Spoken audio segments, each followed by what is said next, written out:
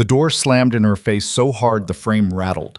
Not a hesitation, not an apology, just a door, wood against wood, and the sound of a bolt sliding home. Mara Whitlock stood on that porch with her 3 children pressed against her back, her last coin already spent, and the word no still echoing in her chest like a stone dropped down a dry well. She had knocked on 17 doors in Red Hollow that morning. 17. She hadn't asked for charity. She had offered her hands, her labor, every hour of daylight she had left in her body. Every single door had closed. If you were standing in her boots right now, hungry children behind you, a town full of people who looked right through you, what would you do? Before we go further, if this kind of story speaks to you, please subscribe to our channel and follow Mara's journey all the way to the end.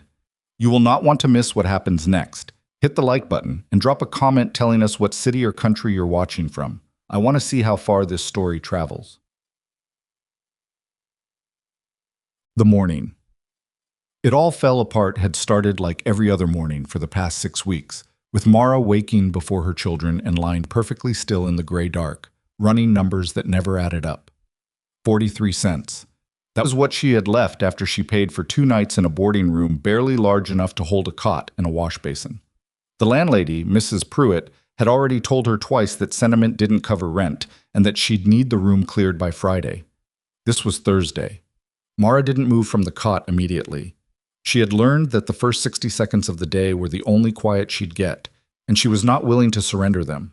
She listened to Caleb's slow breath on the floor beside her, where he'd given up the cot without being asked 2 weeks ago because Maisie and Owen needed the mattress more than he did. 11 years old, and he already understood things about sacrifice that grown men in this town apparently did not. She sat up carefully, dressed in the dark, and looked at her children. Caleb's face had gone angular over the summer. His jaw was sharper than it had been in spring, and there were shadows beneath his eyes that she told herself were just from poor sleep and not from hunger. He was 11. His face shouldn't look like that. Maisie was curled on her side with Owen tucked against her, the baby's chubby arm thrown across his sister's ribs like he was anchoring himself now to the only warmth he trusted. Maisie was 7, and she talked too much when she was nervous, and too little when she was scared, and lately she had been very, very quiet. Owen had turned 8 months old 2 weeks ago. Mara had sat alone in that boarding room after the children were asleep and cried into a washcloth so nobody would hear her because 8 months felt like a milestone that should have been celebrated. And instead she had celebrated it by counting 43 cents on a blanket. Thomas had been dead for 9 weeks. 9 weeks since the fever took him in 3 days. 3 days. As if the body she'd shared a bed with for 12 years had simply decided it was done. 9 weeks since she'd stood in a cemetery outside their rented house in Abilene and watched men lower her husband into ground so dry it cracked at the edges of the hole. 9 weeks since she'd discovered that the debt he'd never mentioned had eaten everything they owned, including the house, including the furniture, including the cow. She had packed what she could carry, put it in a handcart, and walked east with her children because east was where she'd heard Red Hollow had work. Red Hollow had work, all right. For men. For women with husbands. For widows with family in town or money in their pockets, or the right last name or the right church or the right look about them. Not for Mara Whitlock, with her mended dress and her handcart and her 3 starving children and her 43 cents. She counted the coins one more time in the dark before she woke the children. A habit that had become a compulsion. As if the number might change. It did not change. She left Maisie and Caleb with Owen in the boarding room that morning with instructions to ration the heel of bread she'd saved, and not to leave under any circumstances, and she went out into Red Hollow with a plan that had taken her most of the night to build. Not charity. She would not ask for charity. What she would ask for was a chance to work. She had kept a home for 12 years. She could cook, clean, mend, sew, preserve, garden, manage a household budget down to the last quarter cent, care for children and livestock, nurse the sick, and stretch a pound of flour into a week of meals. She was 32 years old, and she had been working since she was 8, and she was not helpless. She was just alone. That had to be worth something to someone. The first door belonged to a dry goods merchant named Calloway. He listened to her for about 40 seconds before he said he already had a girl who came in on Tuesdays and Thursdays, and he wasn't looking to expand his arrangements. The second door was the bakery. The woman who answered, Mara never got her name, looked at her from top to bottom, looked past her at the street as if calculating what the neighbors might think, and said the position had been filled. The third door, the fourth, the fifth. At the seventh, a boarding house on the south end of Main Street, the owner, a Mr. Hensley, a wide man with a pocket watch he kept pulling out and checking as if Mara's presence was costing him time he couldn't afford, said he had enough trouble without taking on a woman with a baby, and he wished her luck. He said it pleasantly. That was almost the worst part. At the ninth door, a woman told her she seemed like a fine person, but she had to think of her business's reputation. Mara stood on that porch for a moment after the woman finished speaking, trying to understand what her reputation had to do with anything, and then she understood, and the understanding sat in her chest like a coal that had no heat left in it, just wait. A widow traveling alone with children and no man to vouch for her was not a fine person. She was a liability. She was a question mark. She was a problem. She thanked the woman and moved on. By the 14th door, she had stopped framing her request as an offer and started framing it as a plea, because somewhere around door 11 she'd run out of the particular kind of composure that let her speak like a businesswoman conducting a negotiation. Her voice had gone quieter. Her hands had stopped being still. She knocked on the 15th door, and a man she recognized as the town's feed store owner answered. And when she explained what she needed, he said, "I've got a wife and 4 daughters. I can't be seen taking in strays." Strays. She nodded. She said, "Thank you for your time." She stepped off his porch and walked 20 feet down the street and stopped and stood there with her hand pressed flat against a building because she needed something solid under her palm to keep herself from sitting down on the ground right there in the middle of the street. She was not a stray. She had been somebody's wife. She had been somebody's daughter. She was somebody's mother, and her children were inside a boarding room right now, sharing a heel of bread, and she had 3 doors left on her list and 43 cents, and after tomorrow morning she would not even have a place for them to sleep. She counted to 10. She knocked on the 16th door. A woman answered. She looked at Mara for a long moment, really looked at her, which was more than most had done, and then she said very softly, "I'm sorry, honey. I truly am. But my husband won't allow it." Mara thanked her. The 17th door was the worst because it was her last one, and it belonged to the most prosperous-looking house on Birch Street, and she had saved it specifically because prosperity sometimes meant generosity, and she'd been holding it in reserve like a final card in a hand she already knew she was losing. She knocked. A man in a good coat answered, and she began speaking before he could set his expression, because she had learned that if she gave them time to prepare their face, they would use that preparation to dismiss her. She told him she was a widow. She told him she had 3 children. She told him she was not asking for charity. She was offering work, real work, any work he might need done, cooking or cleaning or washing or mending. She would work from before sunup to after dark for honest wages, and she would not ask for anything she hadn't earned. He listened. He actually listened to the whole thing, which gave her a horrible, spreading hope. And then he said, "Ma'am, this isn't a charitable institution. We don't take in people off the street." He paused. "You might try the church." She had already tried the church. He closed the door. Not slowly, not with reluctance. He closed it the way a person closes a door at the end of a day when they want to stop hearing outside noise, with finality, with relief, with the clean certainty that whatever was on the other side was no longer his concern. Mara stood on that porch for a moment that stretched longer than it should have. Then she picked up her handcart and she walked back to the boarding room and she got her children and she walked west out of Red Hollow, because west was the only direction that had no door she'd already been refused at. She walked for 2 hours. She knew she couldn't maintain it, knew her body was telling her things she was choosing not to hear, but stopping felt more dangerous than moving. Moving felt like agency. Moving felt like she was still making decisions. The moment she stopped, she would have to admit she had run out of decisions to make. Caleb walked beside her without speaking. He had done the math. She could see it in his face. He was 11 and quiet, and he understood more than she'd wanted him to, and he walked beside her because that was what he could do. Maisie asked twice where they were going and then stopped asking.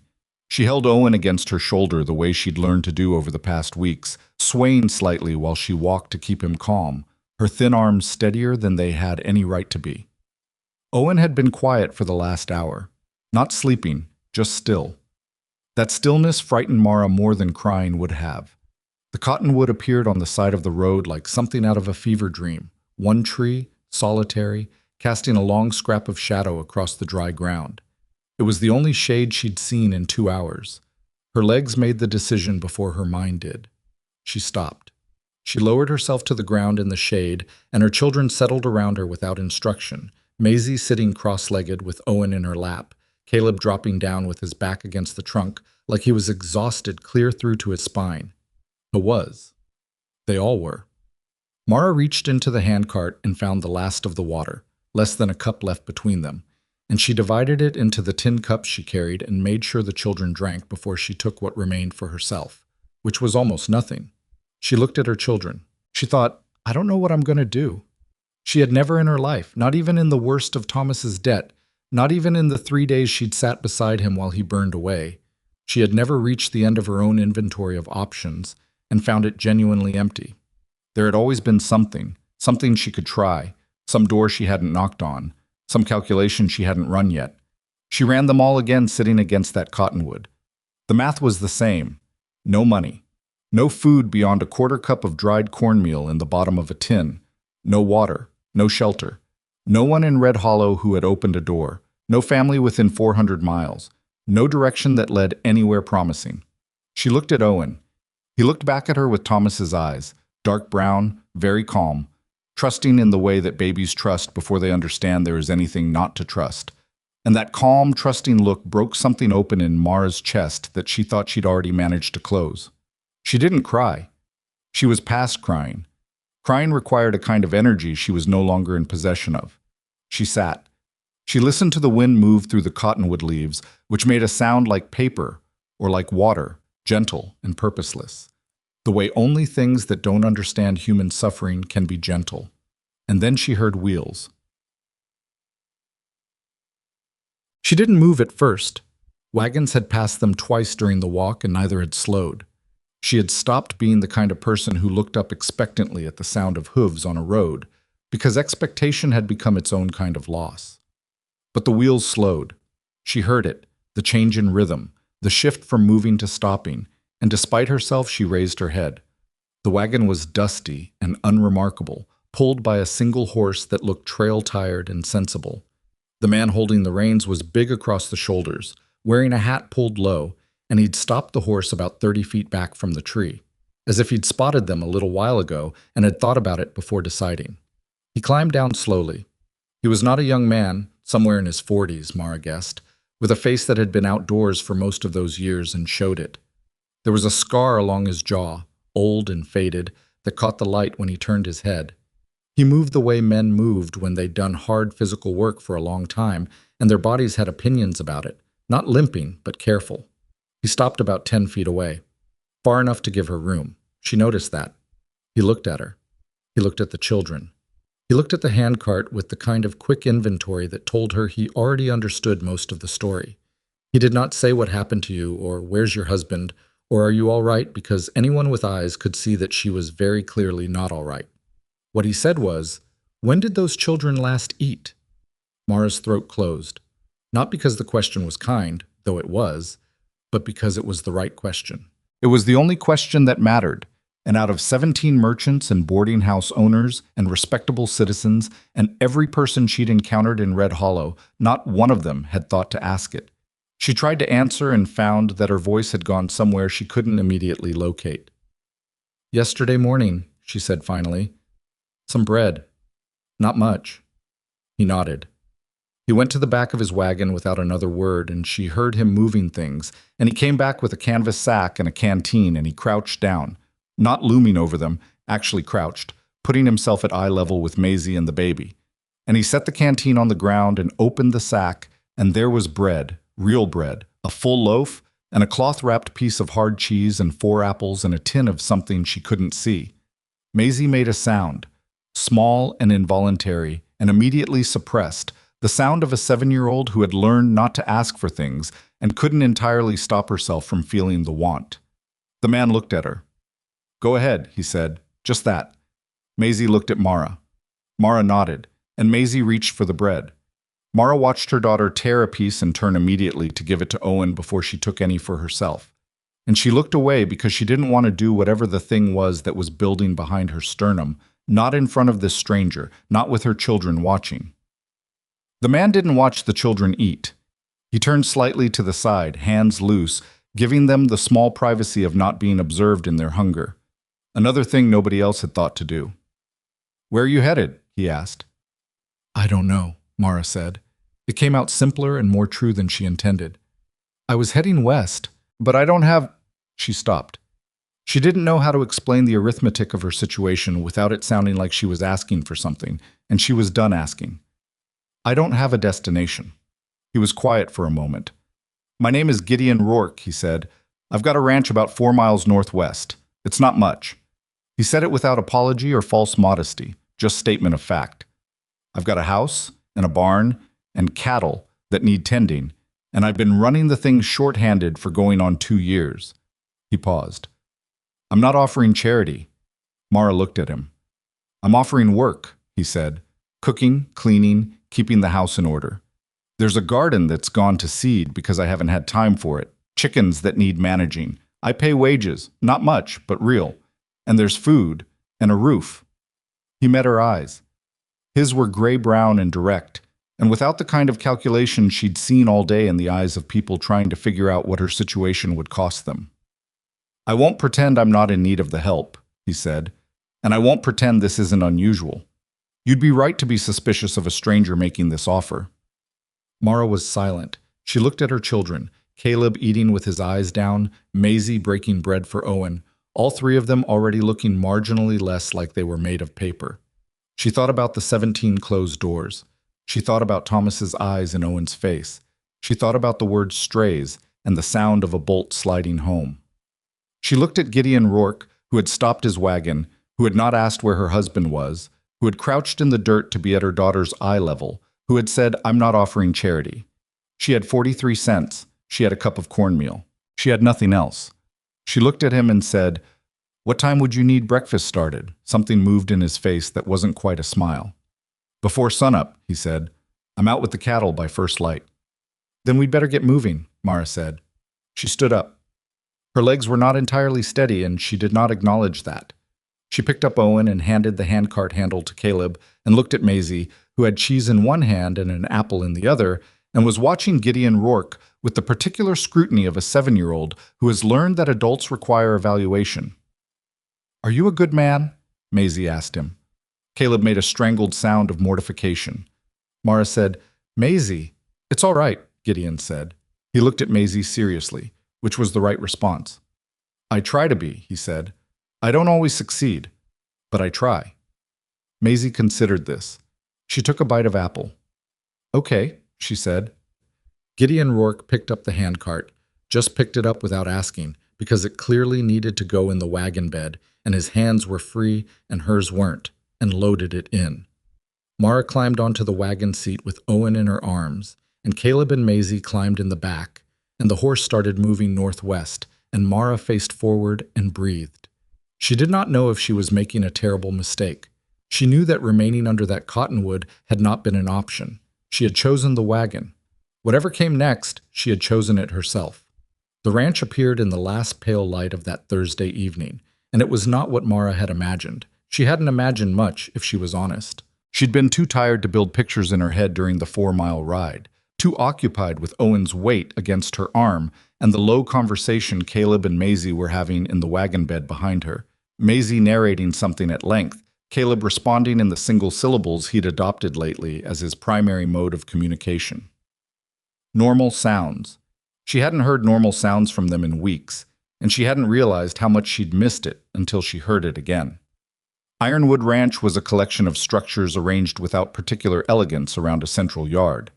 The house was single-story, built from the same hard caliche stone as everything else in this part of Texas, with a covered porch running along the front and 2 windows flanking the door that needed new glazing on the left side.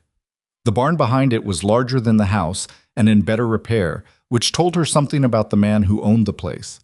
A chicken coop to the east, a garden plot to the south that was exactly as neglected as Gideon had described, a tangle of dried stalks and gone-to-seed volunteers and weeds that had gotten comfortable, a stone well with a bucket and rope, a corral where 2 horses stood at the fence watching the wagon come in. It was not pretty.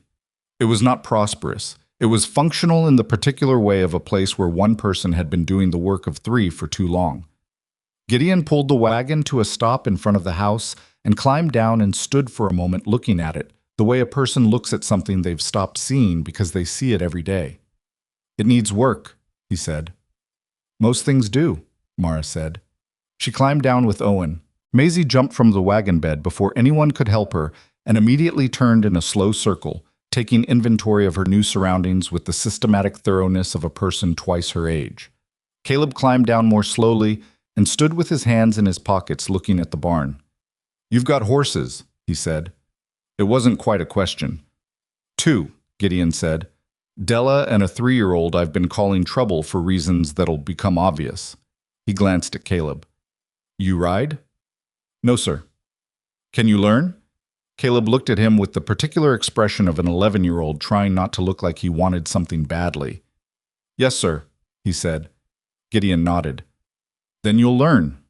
He showed them the house without ceremony or apology. 2 bedrooms, his at the back, a second room at the front that had been used for storage. He cleared the crates and boxes from the front room with Caleb's help, while Mara stood in the kitchen taking stock of what she had to work with, which was both less and more than she'd feared. The stove worked. The pump at the kitchen sink pulled real water. The pantry had flour, salt, dried beans, a half-smoked side of bacon, cornmeal, and a tin of coffee that was nearly empty. Not abundance, not nothing. She found a cast-iron skillet hanging on a nail and a pot that had seen years of use and still had good handles. She found a bread tin and a mixing bowl. She found a half-dozen eggs in a basket near the back door that someone had gathered and then forgotten. She made supper that night with what she had, cornbread and bacon and beans that she'd put on early enough to get soft. And she fed her children and set a plate at the table for Gideon without asking whether he wanted one, because she was not going to stand in a man's kitchen and ask permission to feed people. He sat down and ate without comment for a few minutes, and then he said, "The cornbread's good." "The skillet's well seasoned," she said. "That helps." He looked at her. There was a flicker of something in his expression, not quite amusement, but close. "You're giving the skillet the credit." "I'm giving credit where it's due." Maisie, who had been eating with the focused intensity of someone who had not had a real meal in 2 days, looked up. "Mama makes the best cornbread," she said. "She made it back home all the time, with honey sometimes." She said it matter-of-factly and then went back to eating, apparently unaware she'd said anything weighted. Back home. Mara kept her eyes on her plate. Caleb said nothing. Gideon said nothing. The lamp on the table threw its small circle of light, and outside the window the Texas dark settled in with the particular completeness of places far from other lights. After supper, Mara put Owen down in the front room on a folded blanket and got Maisie settled, and when she came back to the kitchen to wash up, she found that Gideon had already cleared the table and set the dishes to soak. She stopped in the doorway. He looked up. "I do know how dishes work," he said. "I didn't say anything." "You had a look." "I'll watch my looks," she said, and moved past him to the wash basin. They worked side by side in silence for a few minutes, and it was not comfortable exactly, but it was not unbearable either. It was the silence of 2 people who understood that they were in an unusual situation and were choosing not to narrate it.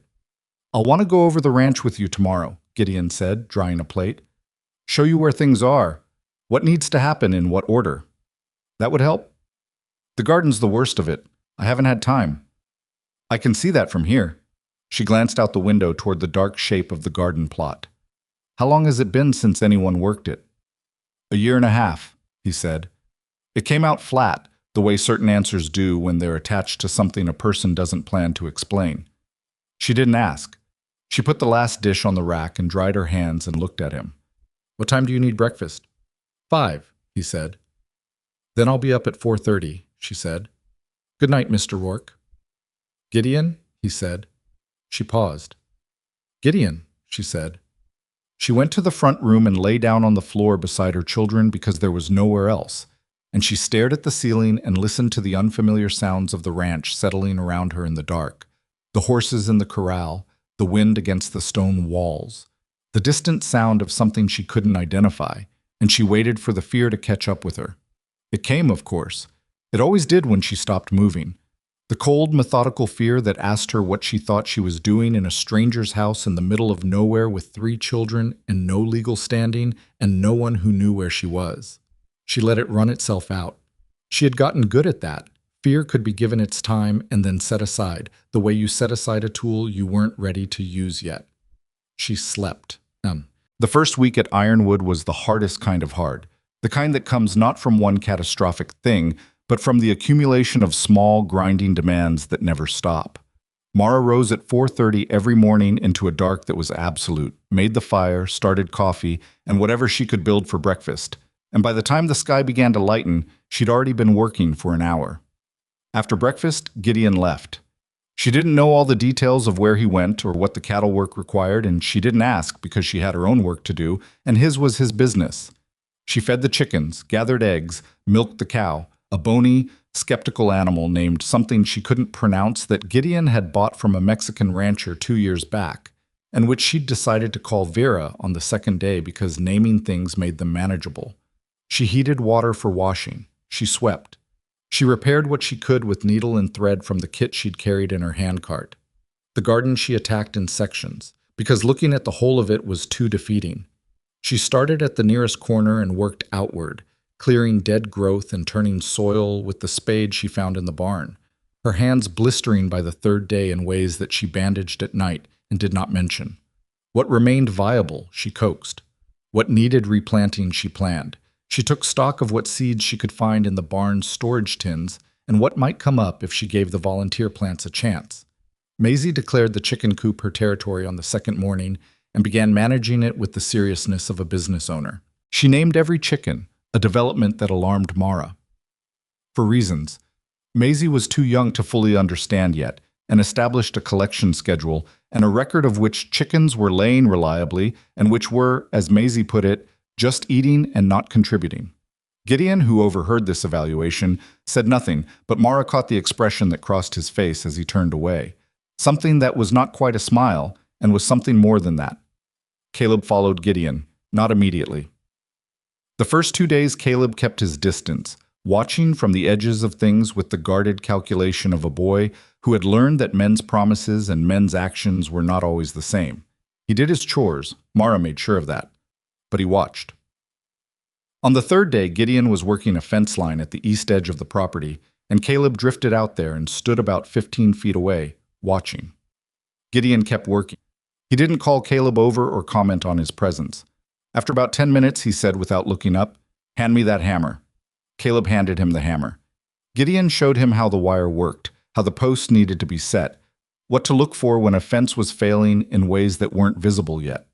He didn't talk down to him. He talked to him the way he'd talk to someone who was there to learn something real. Caleb was 11 years old, and nobody had talked to him that way since Thomas died, and Mara, watching from a distance, had to go back to the garden before she did something embarrassing. That evening at supper, Caleb said, "The fence on the east side has been failing for longer than just this season. You can see where the posts have settled wrong. That puts more strain on the wire than it's rated for." Gideon put down his fork and looked at him. "How do you figure?" Caleb explained what he'd observed. It was accurate, from what Mara could tell. Gideon listened all the way through. "That's right," he said. "I've been knowing it. Haven't had the time." "We could fix it right," Caleb said. "I could help." "I know you could," Gideon said. He picked up his fork. "We'll start Saturday." Caleb didn't smile. He was too old for obvious smiling at that point in his life. But something in his shoulders settled that had been up around his ears for 9 weeks. And Mara saw it, and she put a piece of cornbread on his plate without saying anything, and he ate it without comment, and the moment passed like most important moments do, without ceremony. The wages were real. At the end of the first week, Gideon came in from the barn on Friday evening and set coins on the kitchen table beside where Mara was kneading bread. She looked at them. $3. More than she'd expected. "That's more than we agreed," she said. "We didn't agree on a number," he said. "That's what the work is worth." She kept kneading. "Don't overpay me on account of pity, Gideon. I won't have that." He was quiet for a moment. "It's not pity," he said. "The garden's already coming back. The house is cleaner than it's been since—" He stopped. "It's not pity. It's wages." She left the coins on the table a moment longer, making sure she was taking them for the right reason, and then she picked them up. "Thank you," she said. "Thank me by fixing whatever's wrong with the second fence post on the north line," he said. "Caleb spotted it, but I haven't had time to look." She almost laughed. Almost. "That's your department," she said.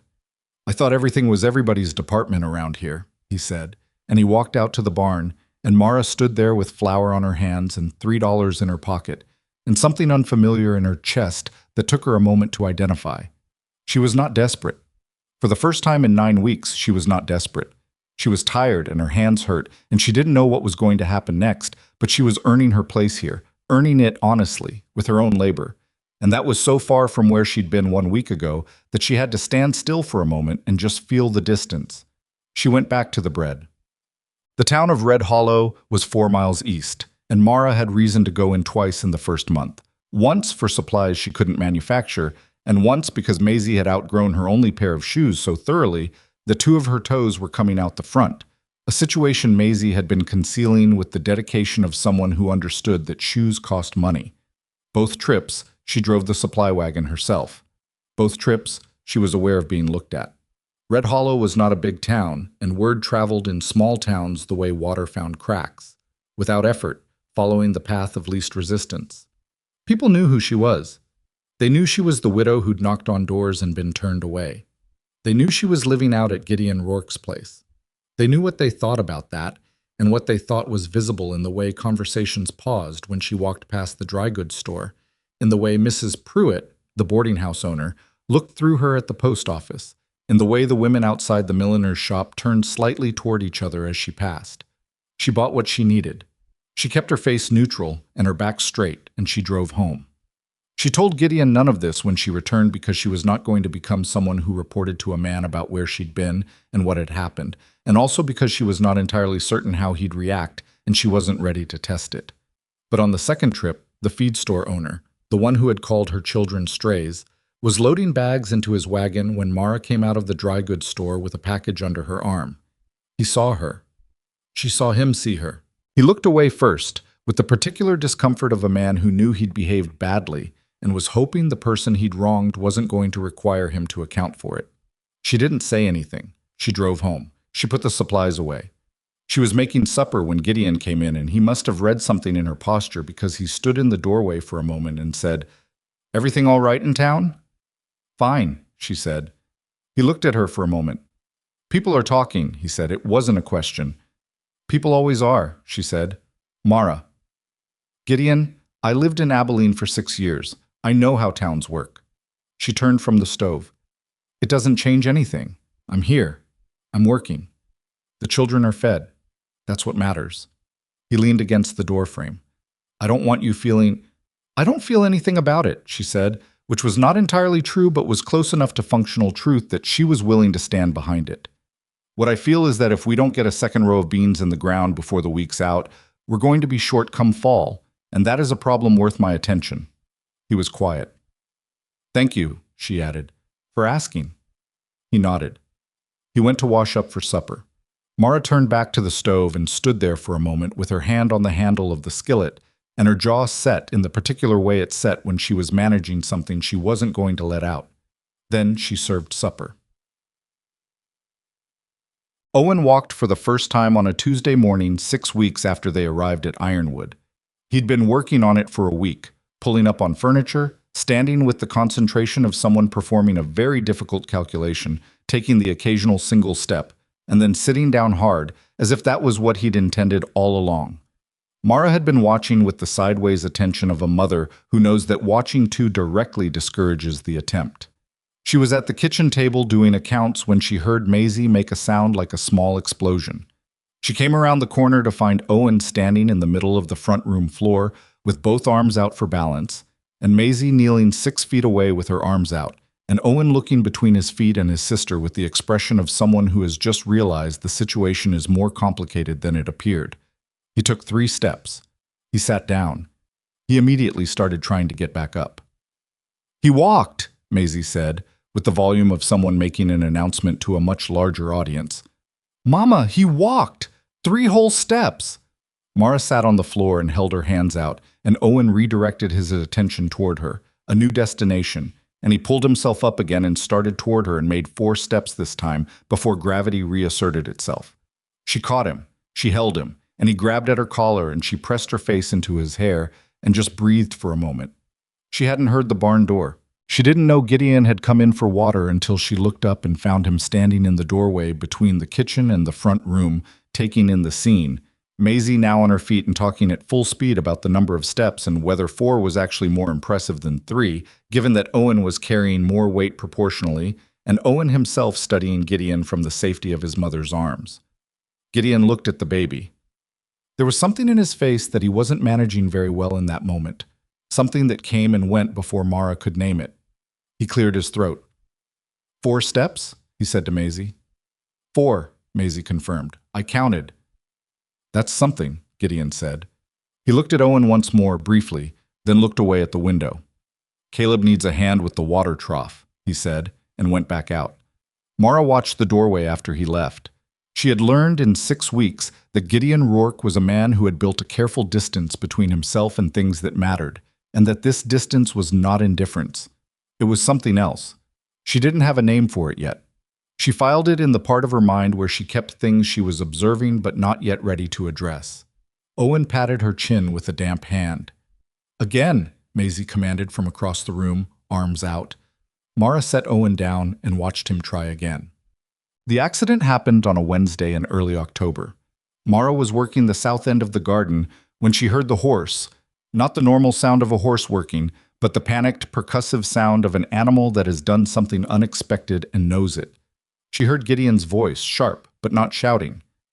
Then nothing for a beat too long, and then the kind of nothing that has weight to it. She dropped the trowel and ran. She found him at the dry creek bed 200 yards east of the corral, on the ground, with Trouble, the 3-year-old, standing 10 feet away, still blowing and trembling. The creek bed was mostly rock, and the bank had given way at the edge, and both horse and rider had gone down. Trouble had scrambled up. Gideon hadn't. He was conscious. He was trying to sit up, and his face had the particular grayish color of a person in serious pain who is trying very hard not to show it. Don't, Mara said. I'm fine. You are not fine. Don't sit up yet.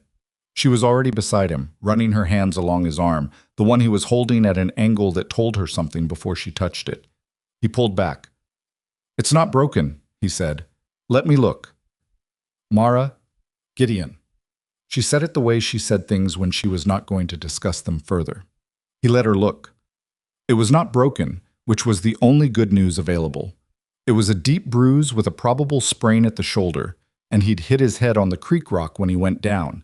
She could feel the lump already forming at the back of his skull. He needed to be still. He needed ice, which she didn't have. He needed someone to sit on him for the rest of the day if necessary, which she was prepared to do. The cattle on the south pasture need moving, he said. I was still on the ground. He said it like he was making a list. Caleb and I can do it, she said. He looked at her. You've moved cattle twice. 3 times, she said. The second time you didn't know about because you were at the eastern fence. Caleb and I did the lower pasture ourselves. She sat back on her heels. We managed. He stared at the sky for a moment. The expression on his face was not one she'd seen there before. How come you didn't say anything about it? It got done, she said.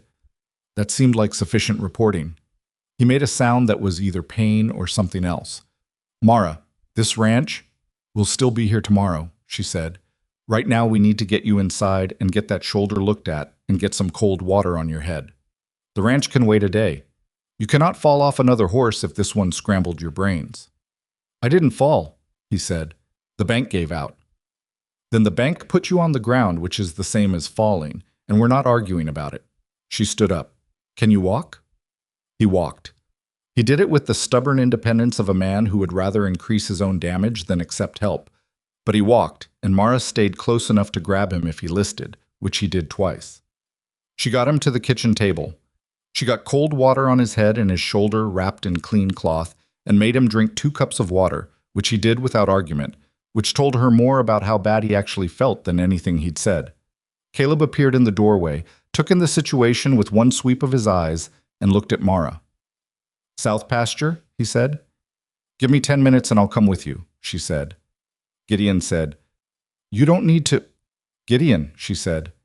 I know you think the only person who can run this ranch is you. I'm going to let that go for now because you've got a lump the size of a walnut on your head.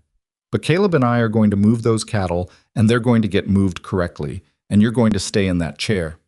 He looked at her for a long moment. "The gate on the south pasture sticks," he said.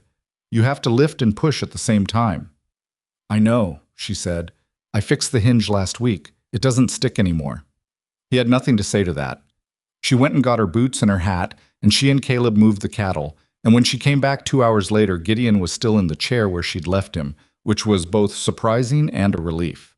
He'd fallen asleep, his head tilted back and his mouth slightly open, which was the least dignified she'd ever seen him. She let him sleep. She made supper around him, working quietly at the stove, and he woke up when the smell reached him. He looked at her. He had the slightly disoriented expression of someone who has been asleep deeper than intended.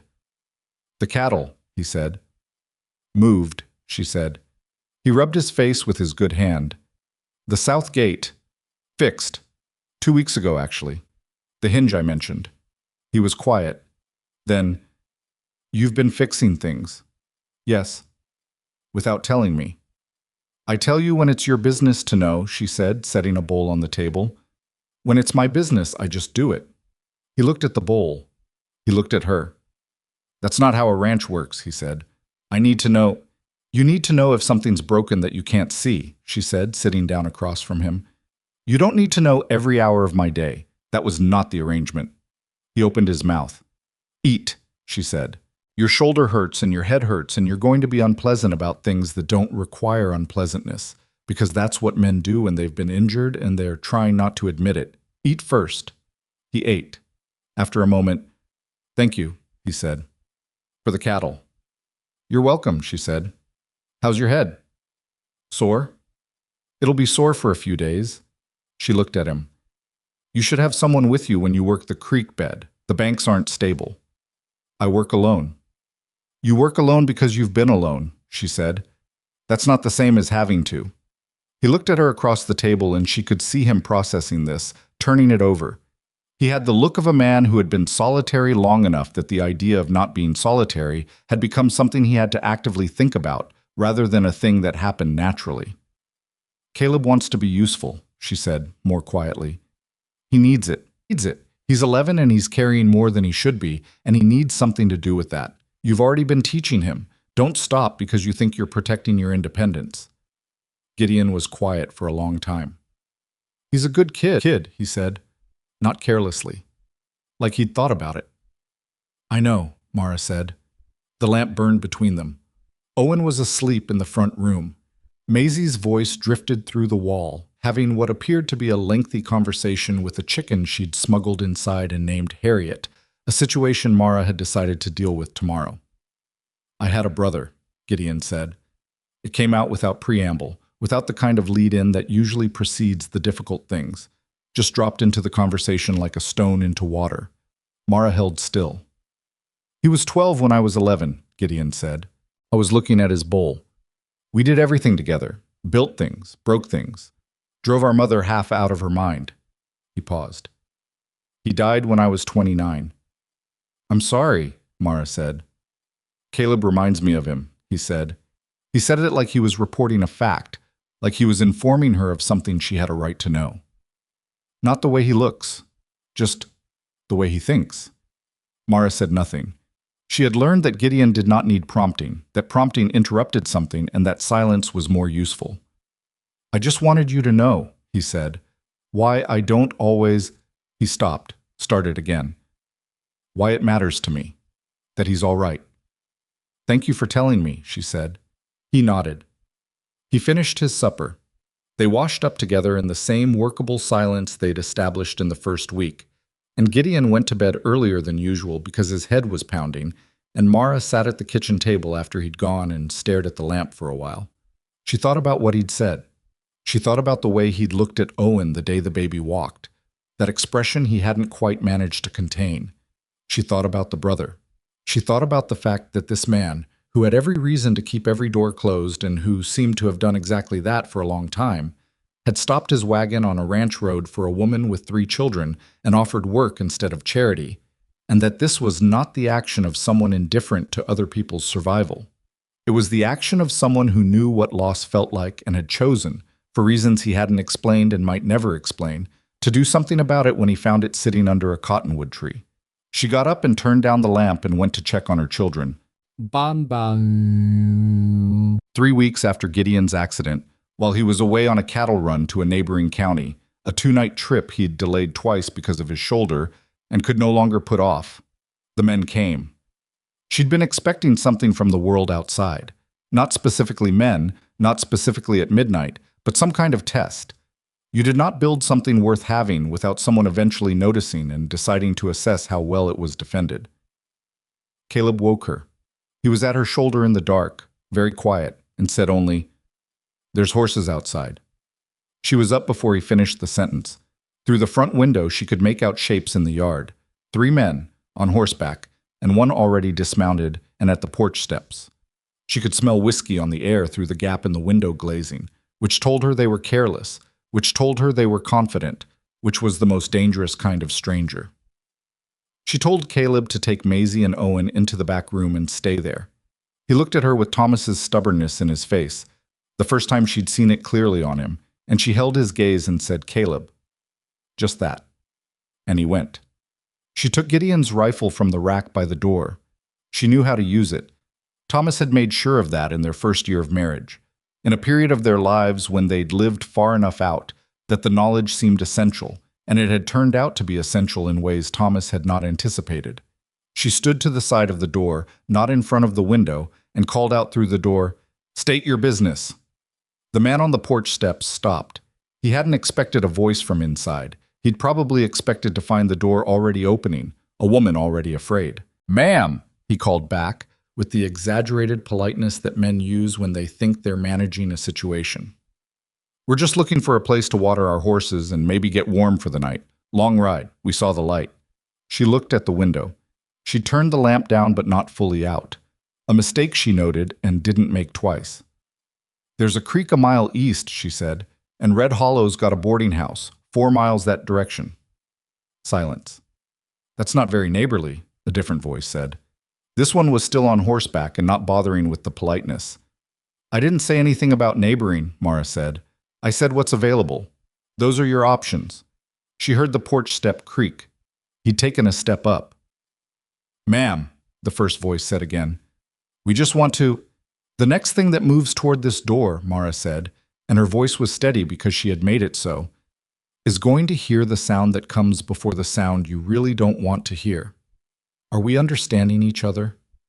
A very long silence. She heard the horses shift. She heard a murmured exchange she couldn't make out. She did not move from beside the door. She breathed. She thought about Caleb in the back room with his arms around his sisters, and she was calm in the way that certain kinds of necessity produce calm. Not the absence of fear, but fear so focused it becomes something else entirely. The porch step creaked again. They were going down. She heard horses moving. She heard them at a pace that said they were going, not regrouping. The particular retreat of men who have concluded the situation was not what they'd calculated, and that whatever else might be available tonight, this was not it. She stood beside the door until she couldn't hear them anymore. Then she stood there a while longer. Then she put the rifle back on the rack, walked to the back room, and opened the door. Caleb was sitting on the floor with Maisie against his side and Owen in his lap, and he looked up at her and said, in a voice that was trying very hard to be steady, "Are they gone?" "They're gone," she said. Maisie asked, "Were they bad men?" "They were making a bad choice," Mara said. "Now they're making a different one."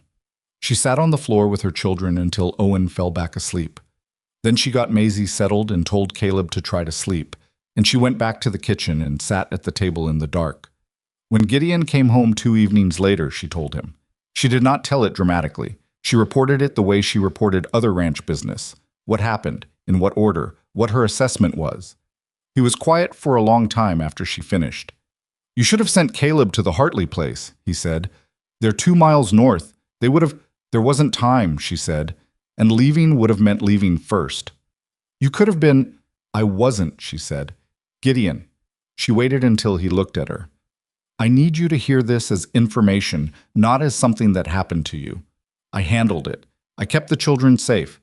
That's what I want you to take from this conversation." He looked at her for a long moment. His jaw was tight.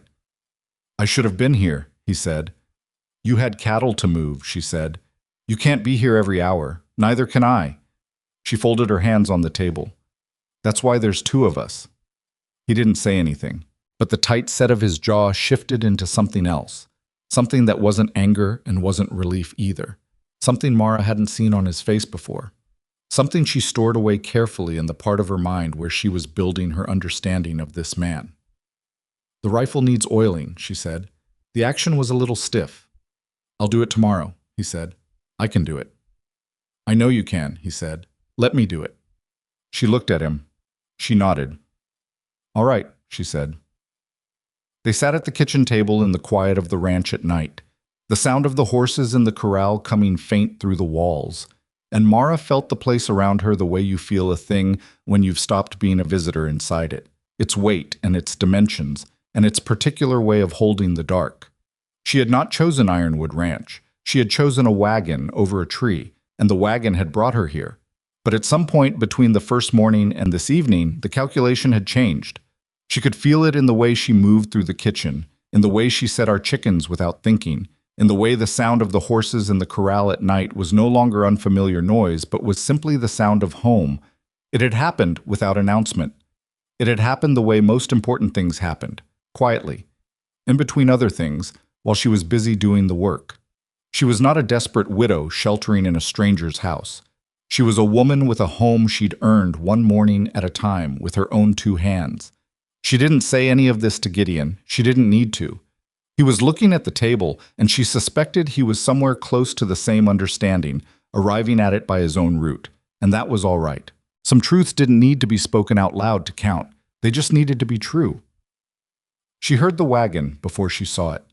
She was in the garden on a Tuesday morning in late November, turning the last of the winter beds, when the sound of wheels on the road reached her.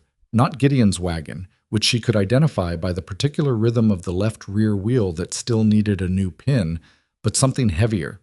Something that moved with the confidence of a vehicle that had never needed to worry about road conditions or the cost of axle grease. She straightened and looked. The buggy that came up the ranch road was black and polished and pulled by a matched pair of bays that had not spent a single day of their lives pulling anything harder than a wealthy woman's transportation.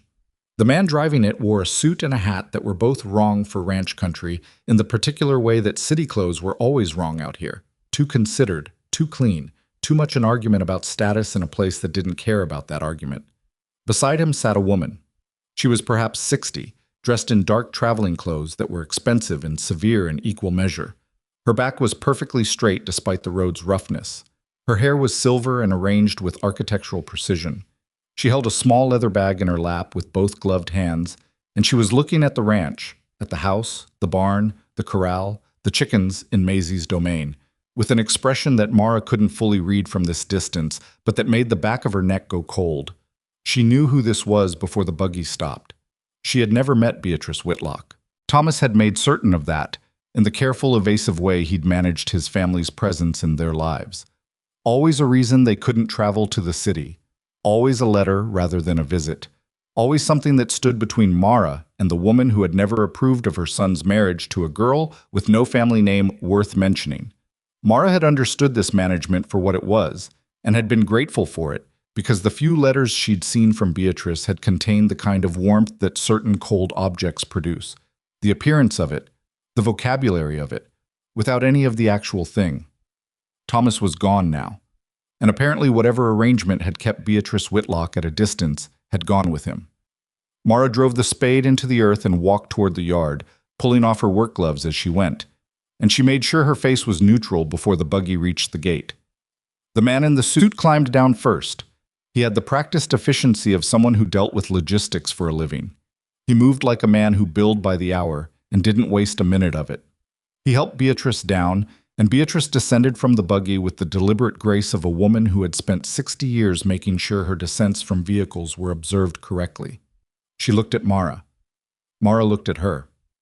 In another life, this might have been the first meeting of two women who shared a grief. Thomas was between them. The space he'd occupied was between them.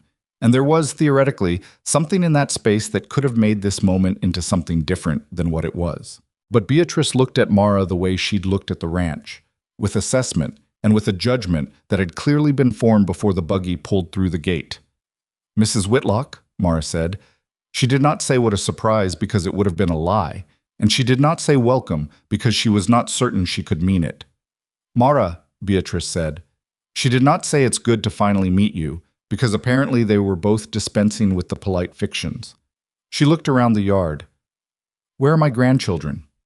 "Caleb's at the east fence with Gideon. Maisie's in the coop. Owen's napping inside." Mara paused. "Would you like to come in?" "Yes," Beatrice said. "I would." The man in the suit introduced himself as Reginald Holt, attorney, as they walked to the porch. He said it the way people say things they expect to matter. Mara filed the information and said nothing. The kitchen was the only room large enough for all of them, and it felt significantly smaller once Beatrice Whitlock sat down at the table in her traveling clothes and looked around it with the expression of someone conducting a property inspection. Mara put water on for coffee because she needed something to do with her hands, and because offering coffee was the kind of thing you did regardless of what you felt, which was one of the social graces she'd managed to hold on to through everything. "How long have you been here?" Beatrice asked. "Since September," Mara said. 4 months. Beatrice said it with a quality in her voice that was difficult to classify. Not quite disapproval, not quite disbelief, something that contained both and was the worse for the combination. "Thomas has been dead for 4 months and you're living on a stranger's ranch." "I'm working on this ranch," Mara said from the stove. "There's a distinction." "Is there?" It was not inflected as a question. Holt opened the leather case he'd carried in and produced papers with the practiced motion of a man who used documents the way other people used words, as objects with weight and implication. He set them on the table without offering them to Mara, which she noted. "Mrs. Whitlock has concerns," he said, "about the welfare of the children." Mara turned from the stove. She looked at the papers. She looked at Holt. She looked at Beatrice. "What kind of concerns?" she said. Beatrice spoke before Holt could. "The kind a grandmother has when she learns her grandchildren are living in an isolated ranch with a strange man, with no proper schooling, no community, no stability, and no resources." She paused.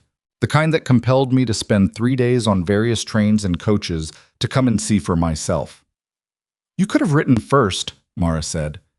"I did write," Beatrice said. "Twice. You didn't respond." Mara went still. She had not received 2 letters. She had received one, 6 weeks ago, a single page in handwriting that was very controlled and very cold, saying only that Beatrice intended to be in contact regarding the children's welfare, and Mara had read it and set it aside because she was in the middle of getting ready for winter, and she had not known what to say, and she had made the mistake of thinking she had time to figure it out. "I received 1 letter," Mara said. "The second was sent 3 weeks ago," Holt said. It was possible the second letter had gone to the boarding house and been lost. She'd never updated the address. She hadn't thought about it. It had been a mistake, the kind that happens when you're surviving, and not all the administrative details of your life are getting attention, and the fact that it was an understandable mistake did not make it a useful one, because it was the kind of mistake that looked, to a woman like Beatrice Whitlock and a lawyer like Reginald Holt, like avoidance. She brought coffee to the table. She sat down. "Tell me the specific concerns," she said. "Not in general, specifically." Beatrice folded her hands on the table. Her gloves were still on. "Caleb should be in school. He's 11 years old and he's doing ranch labor instead of receiving an education. Maisie is 7, and by your own account, she's managing chickens. Owen is an infant being raised in conditions that are," she looked around the kitchen again, "not what a child of his family ought to have." "His family," Mara said. "You mean your family?"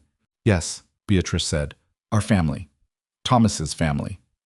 Something moved in her face when she said Thomas's name, the first real thing Mara had seen there. "My son is dead, Mara. Those children are all that remains of him, and I will not sit in Chicago and wonder whether they're healthy and educated and safe while you—" She stopped. "While I what?" Mara said. The silence was brief and sharp. "While you arrange your own life," Beatrice said. Sayed, there it was. Not the children's welfare, or not only that. The arrangement. Gideon. The ranch. The particular shape of Mara's existence here, which was unconventional and therefore, in Beatrice's calculus, suspect. Mara looked at her across the table and felt the particular kind of anger that is very cold and very quiet, the kind that burns longer than the hot kind because it has no steam to release. "My children are healthy," she said. "For the first time in months, they are actually healthy. Caleb is learning more practical skills in one day here than he'd learn in a month of town schooling, and I am working with him on reading and arithmetic every evening. Maisie has not been as happy since before Thomas died. Owen is walking." She paused. "He walked for the first time 6 weeks ago. He's strong. He sleeps well. He eats well. These are not the children of a mother who is failing them. These are not the circumstances my son would have wanted for them," Beatrice said. "Your son did not make provision for what happened," Mara said, and she said it without heat, which was the hardest thing she'd done in this conversation so far. "I have nothing against Thomas. I loved him. But he left debt he hadn't told me about, and a family he hadn't provided for, and I have been making decisions in that reality. Not in the reality Thomas would have wanted. Those are different realities." Beatrice's jaw tightened. Holt said, very carefully, "Mrs. Whitlock is prepared to offer the children a home in Chicago, a proper home. Schools, social opportunities, financial security. She's prepared to take my children," Mara said. "She's prepared to provide for them," Holt said. "Those are not the same offer," Mara said. She looked at Beatrice. Beatrice looked back at her, and in that look was everything they hadn't said and everything they'd both been thinking since the buggy came through the gate. The 12 years of distance, the unanswered question of whether Beatrice had ever intended to make a place for Mara in her son's family or had simply been waiting, with the patience of someone who knew she had resources and time for circumstances to shift in her favor. "I am their mother," Mara said. "That is not a circumstance. That is a fact." "A fact that does not prevent a court from considering what is best for the children," Holt said. The word court landed on the table between them like something thrown. Mara sat with it for a moment. She had known, somewhere in the back of her mind, that this was a possibility. She had known it the way you know that certain weather is coming. Not the exact day, not the exact form, but the pressure of it building for a while. She had known it, and she had not known what to do about it, and she had done nothing, which was the error she was now paying for. "I think," Mara said, "that you should meet your grandchildren before we continue this conversation." Beatrice's response to the children was the most complicated thing Mara had observed in a complicated day. She had expected coldness, or the performance of warmth that would be as useful as the real thing for Holt's purposes. What she got instead was something she hadn't prepared for.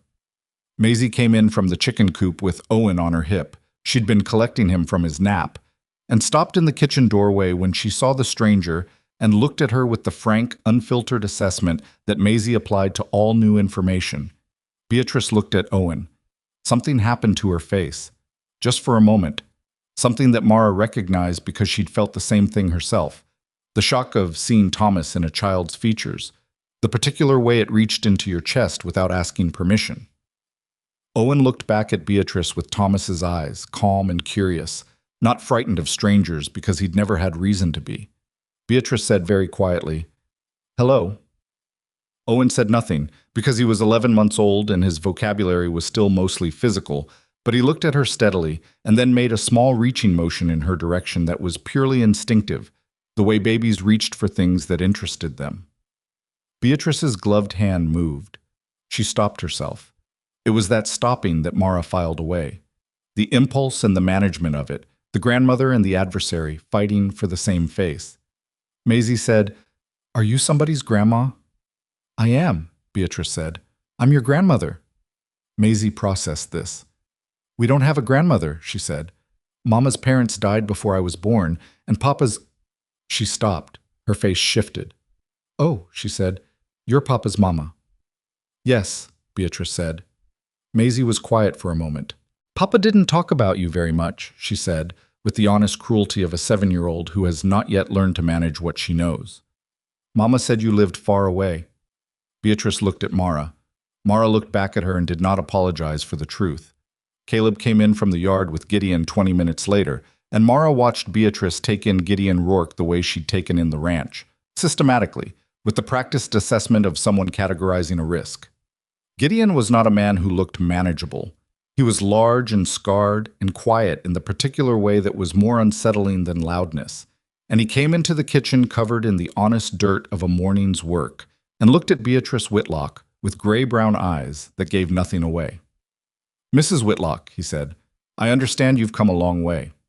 "I have," Beatrice said. "I hope the trip was tolerable." He said it the way men say things when they're being civil, as a matter of principle rather than inclination. He looked at Holt. He looked at the papers on the table. His jaw moved slightly. He looked at Mara. She gave him the smallest shake of her head. "Not now." He went to wash up. They stayed 2 days. Mara gave Beatrice the front room. Her children moved into her room, and she slept on a pallet on the floor, which she did not mention and which Beatrice did not ask about. Holt stayed at the boarding house in Red Hollow, which meant a 4-mile trip each morning, which he seemed to regard as an inconvenience designed personally for him. The 2 days were the most carefully managed 48 hours of Mara's life. She cooked. She kept the house running. She was civil.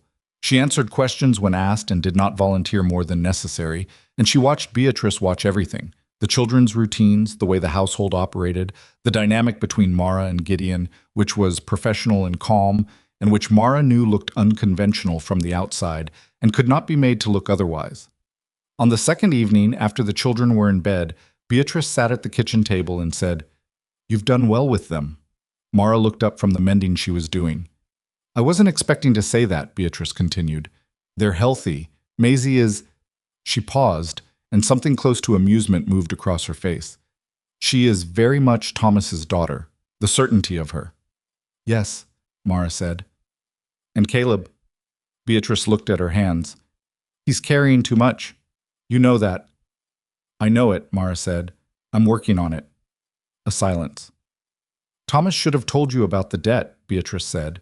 It came out without warmth, but it came out. The first admission that her son had not been without fault. "Yes," Mara said. "He should have."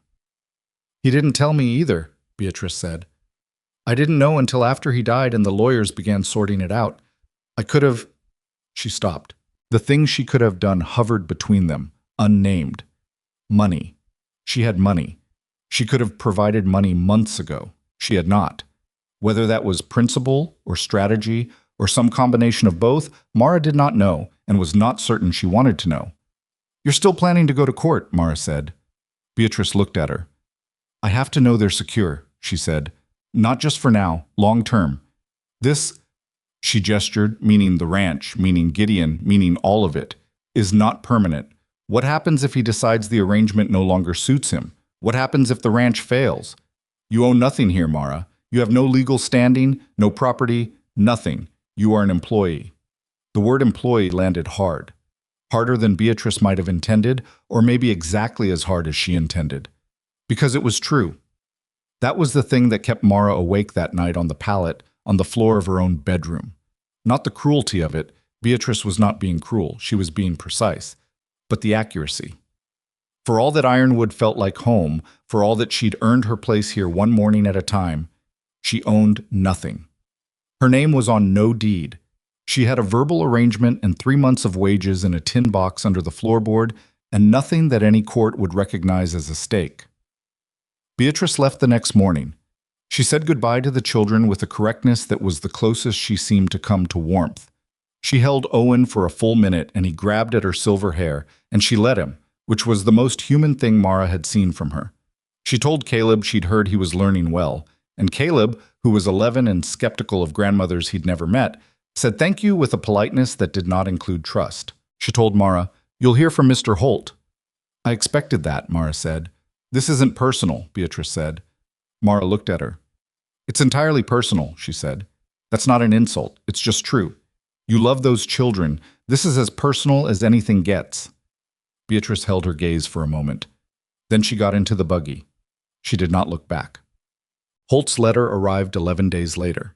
It was formally constructed and full of legal language that Mara had to read 3 times to be certain she understood, and once she was certain, she sat at the kitchen table with it in her hands and felt something she hadn't felt since she'd stood under that cottonwood tree, the particular sensation of the ground shifting under her feet.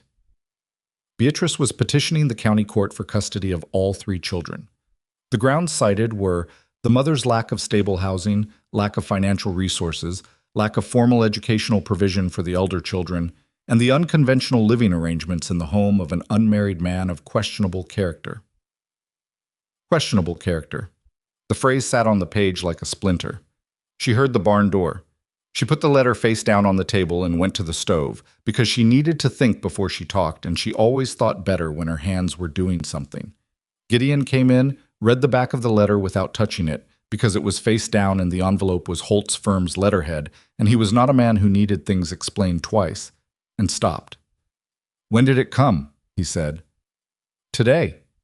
She kept her back to him. "She's petitioning for custody."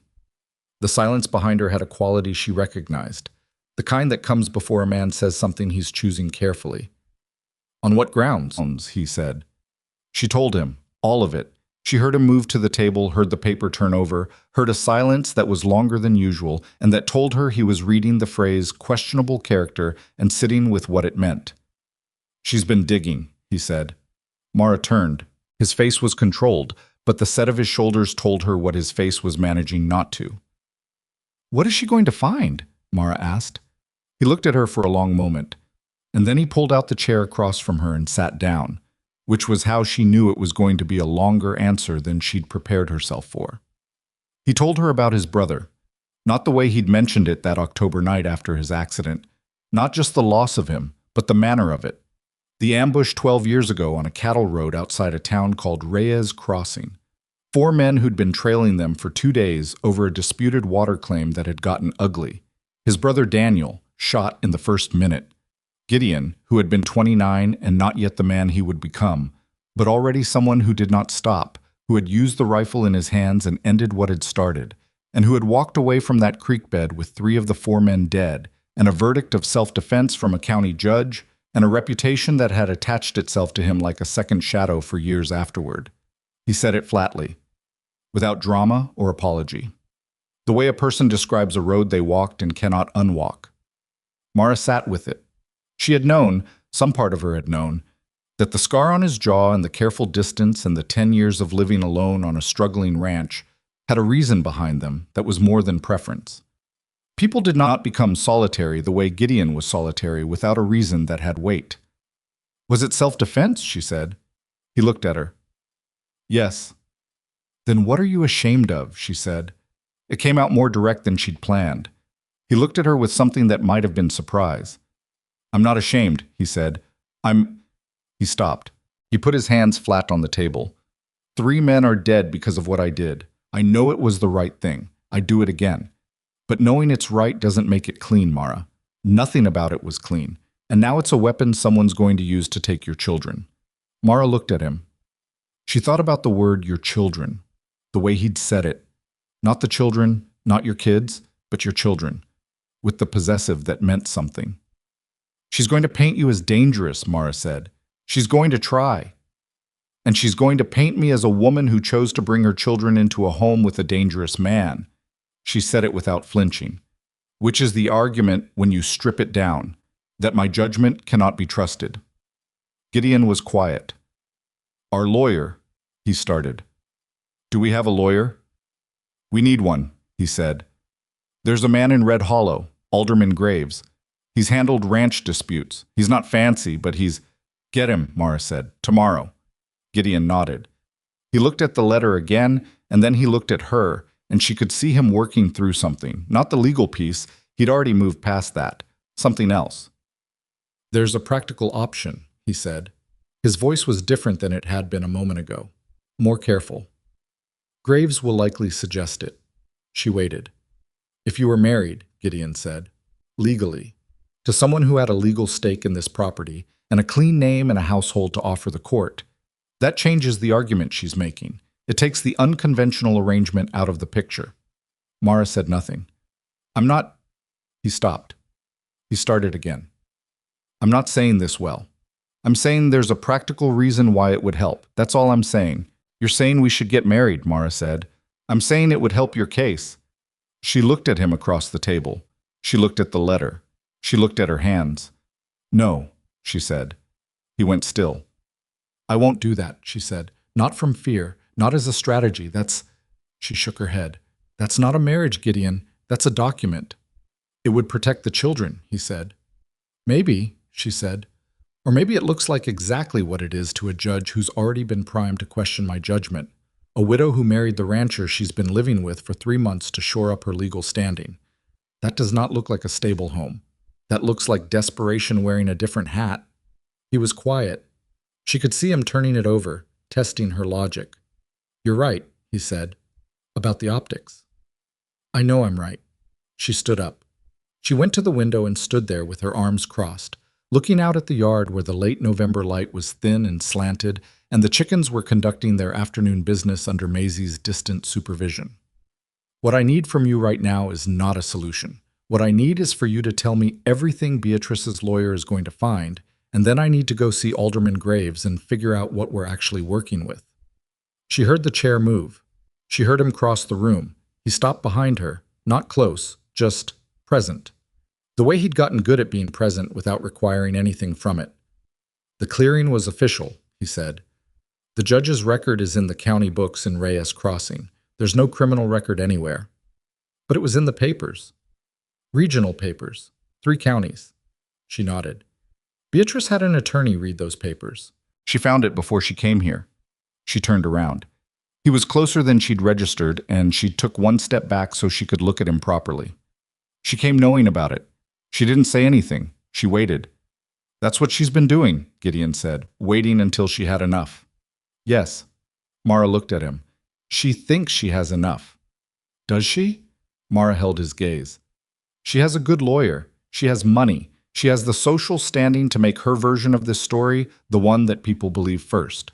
She paused. But she's missing something. What's that?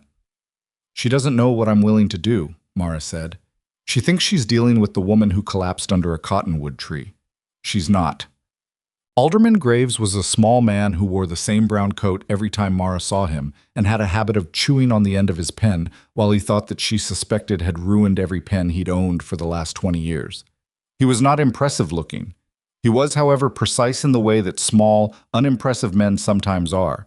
The kind of precise that came from being underestimated for long enough that he'd learned to win before the other side had finished congratulating themselves. He read Holt's letter twice. He chewed his pen. He asked Mara 4 questions and Gideon 2. She's got an angle, he said, setting the letter on his desk. The living arrangement is her main argument. The incident in Reyes Crossing is her secondary pressure. She'll use it to color the arrangement, make it look like poor judgment rather than just unconventional. She wants the judge to feel uneasy about Rourke before she presents you as the woman who chose him. What do we do about it? Mara said. You document everything, Graves said. The children's health. I want a physician's assessment of all 3. The boy's education. I want records of what he's been taught and how much. The girls. He checked his notes. Maisie's activities. The household income. The ranch's stability. He looked at Gideon. I want the Reyes Crossing court record. The full thing, not a summary. I can get that, Gideon said. Do it this week. Graves looked back at Mara. The unconventional living situation is harder to address without... He paused, chewed his pen. There are things that would strengthen your position significantly. He's not going to say marriage, Mara said, mostly to herself. I'm going to say marriage, Graves said, not because of sentiment, because courts in this county in this year respond to the word husband in a way they don't respond to the word employer. And if that's unjust, which it is nevertheless the reality we're working in. Mara looked at the desk. I'll think about it, she said. She didn't say it to Gideon. She said it to the window on the east side of Graves's office, which looked out on Red Hollow's main street, which was full of the ordinary life of a town going about its business on a Wednesday morning. People who did not know that in a lawyer's small office, a woman was sitting with the shape of her whole life in her hands, trying to figure out which way to hold it. She thought about it for 3 days. She thought about it on the morning when Caleb asked her, very quietly, after the others had gone outside, whether she was scared. She told him the truth, that she was, a little, but that scared and defeated were not the same thing, and she had never once confused them, and he should hold on to that. He nodded with the seriousness of a boy who was filing the information for future use, and went out to the barn. She thought about it on the afternoon when Owen fell asleep on Gideon's lap in the kitchen, both of them present in the accident the way things sometimes happened on a working ranch. Owen had crawled to Gideon's boot and pulled up on his knee and simply run out of energy and subsided. And Gideon had looked down at the sleeping baby with an expression he didn't try to manage because he didn't know anyone was watching. And Mara stood in the doorway of the kitchen for a moment before she went back to the garden. She thought about it on the evening when Maisie said, at supper, without preamble or apparent awareness of the weight of what she was saying, "Are we going to have to go live with the grandmother lady?" Gideon looked at Mara. Mara looked at Maisie. "No," Mara said. "How do you know?" Maisie said. "Because I won't allow it," Mara said. Maisie considered this. She ate a bite of beans. "Okay," she said, with the absolute confidence of a 7-year-old who had decided that her mother's word was sufficient and moved on. And on the third night, after everyone was asleep, Mara sat at the kitchen table in the dark, and she was honest with herself in the way that required being alone and quiet, with no one to manage her expression for. She thought about the arrangement. She thought about what it had been in September and what it was now. She thought about Gideon at the creek bed, saying, "What did those children last eat?" She thought about the way he'd talked about Daniel and the way he looked at Caleb and the way he'd handed her the wages and said, "It's not pity." She thought about 3 months of mornings side by side, building something. She thought about what Beatrice had said, "You own nothing here." And she thought about what was true, not legally, but actually, what she'd built here, what she'd put into this house and this land with her own hands. What it felt like every morning to know that she was wanted here, that her work mattered, that the people she loved were fed and safe. That was not nothing. That was not an arrangement. She had been telling herself that her feelings about Gideon Rourke were separate from the practicalities of the situation because it seemed important to keep them separate, because the practicalities had been survival, and she had not trusted herself to make decisions about her heart while she was still fighting for oxygen. But she wasn't fighting for oxygen anymore. She was fighting for her children, and that was a different thing, and it required honesty. She knew what she felt.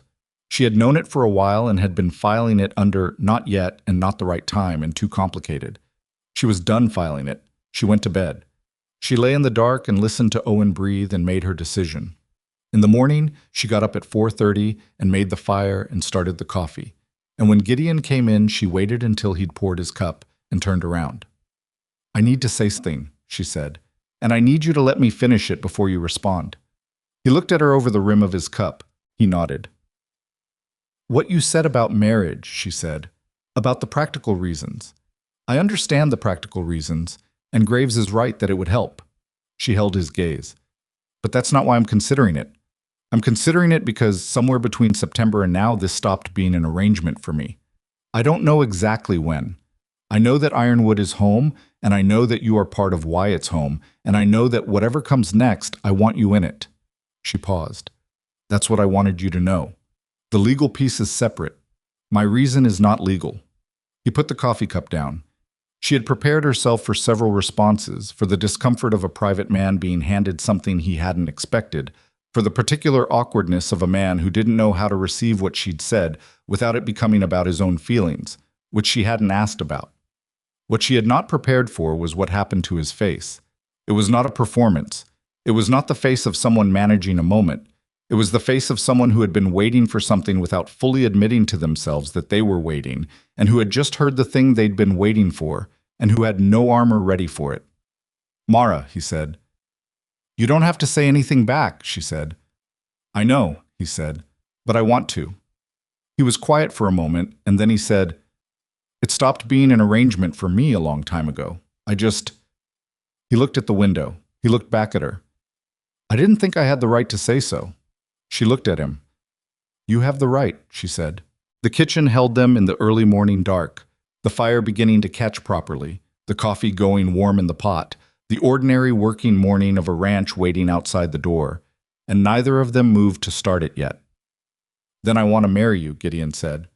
"Not because of Beatrice, not for the court. Because I want to." He paused. "If you'll have me." Outside, one of the horses in the corral made a comment about the morning.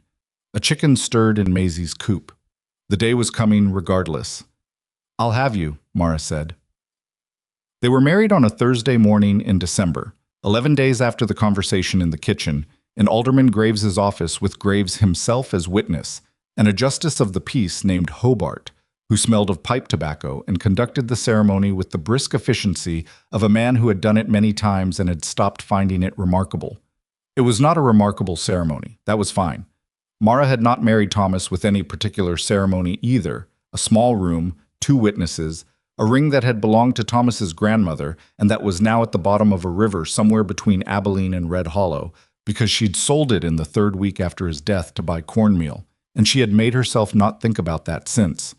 Gideon wore his good shirt, which was dark blue and showed signs of having been carefully pressed, and Mara wore her better dress, which was gray wool, and which Maisie had declared very pretty with the loyalty of a daughter who knew what was required of her.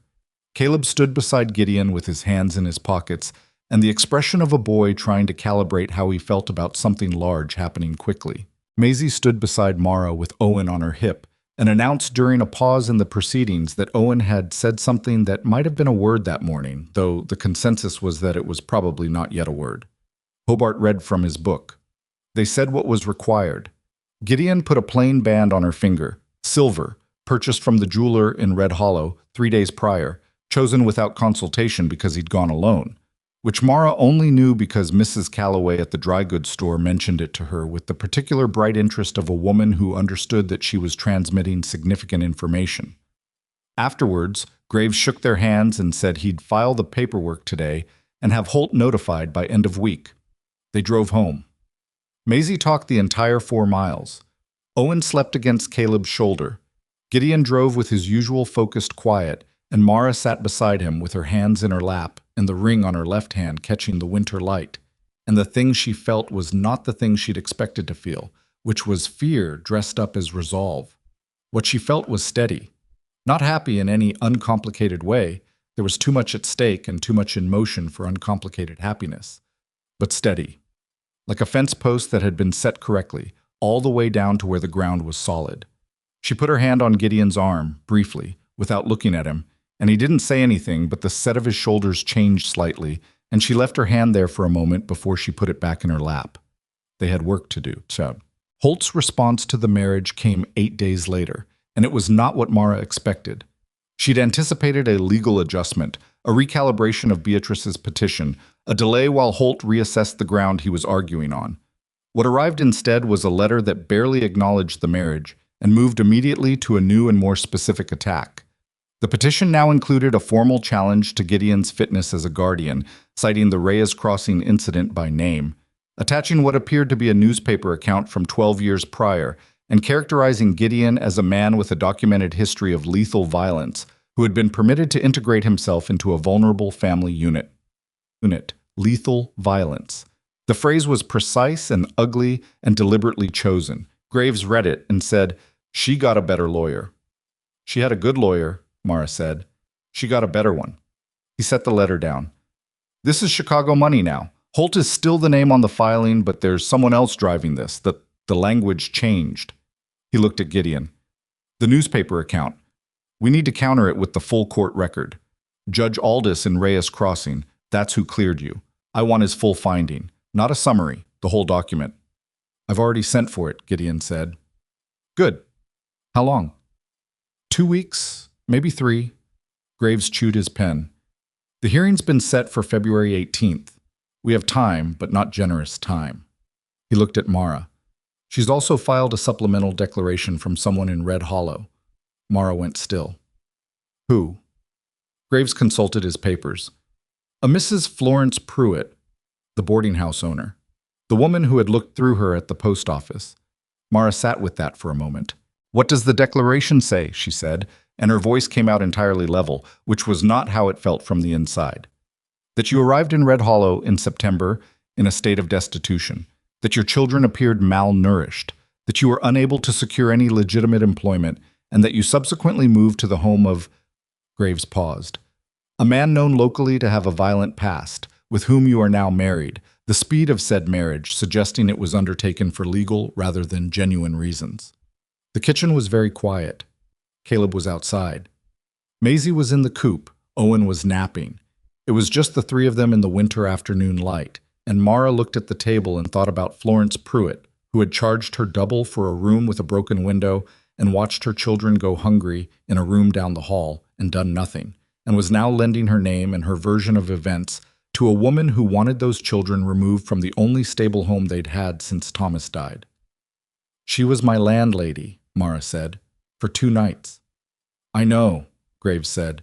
"She watched my children eat the last piece of bread I had, and she said nothing and did nothing, and now she's a character witness for Beatrice Whitlock." "Yes," Graves said. He said it without apology because there was no useful apology available. Mara looked up. "Who else has she talked to?" "We don't know yet," Graves said, "but I'd expect the feed store owner, possibly the dry goods merchant. People who turned you away in September have a particular incentive to tell the version of events that makes them appear less like people who turned a starving woman and her children away." He paused. "The version where they were acting appropriately because you were suspicious, because your situation was unusual, because there was something not right about you. That's a more comfortable version for them to live with." Gideon, who had not spoken in several minutes, said, "They're going to drag my past through the hearing." "They're going to try," Graves said. "We're going to make it harder than they expect." "How?" Gideon said. He said it without heat, but the single word had a flatness in it that Mara recognized. He was managing the thing he felt about his brother's death being used this way, managing it the way he managed most things, by containing it until he could address it alone. "The Reyes Crossing record shows a judge's finding in your favor," Graves said. "We present that first and we present it completely. Then we call witnesses to your character in this county, people who know you, neighbors, business contacts, whoever you've dealt with, honestly, in the years since." "I keep to myself," Gideon said. "I know you do," Graves said. "Think about who you've dealt with anyway. The Hartleys to the north, they know you?" 20 years, Gideon said. "Good. The feed store in Red Hollow, the ranch supply outfit?" "Kowalski," Gideon said. "East side of town. I've bought supplies from him for 15 years. Will he speak well of you?" "He'd better," Gideon said. "I've paid every bill on time and never shorted him on a head count." A pause. "He's a fair man." "Fair men make good witnesses," Graves said. He turned to Mara. "And you?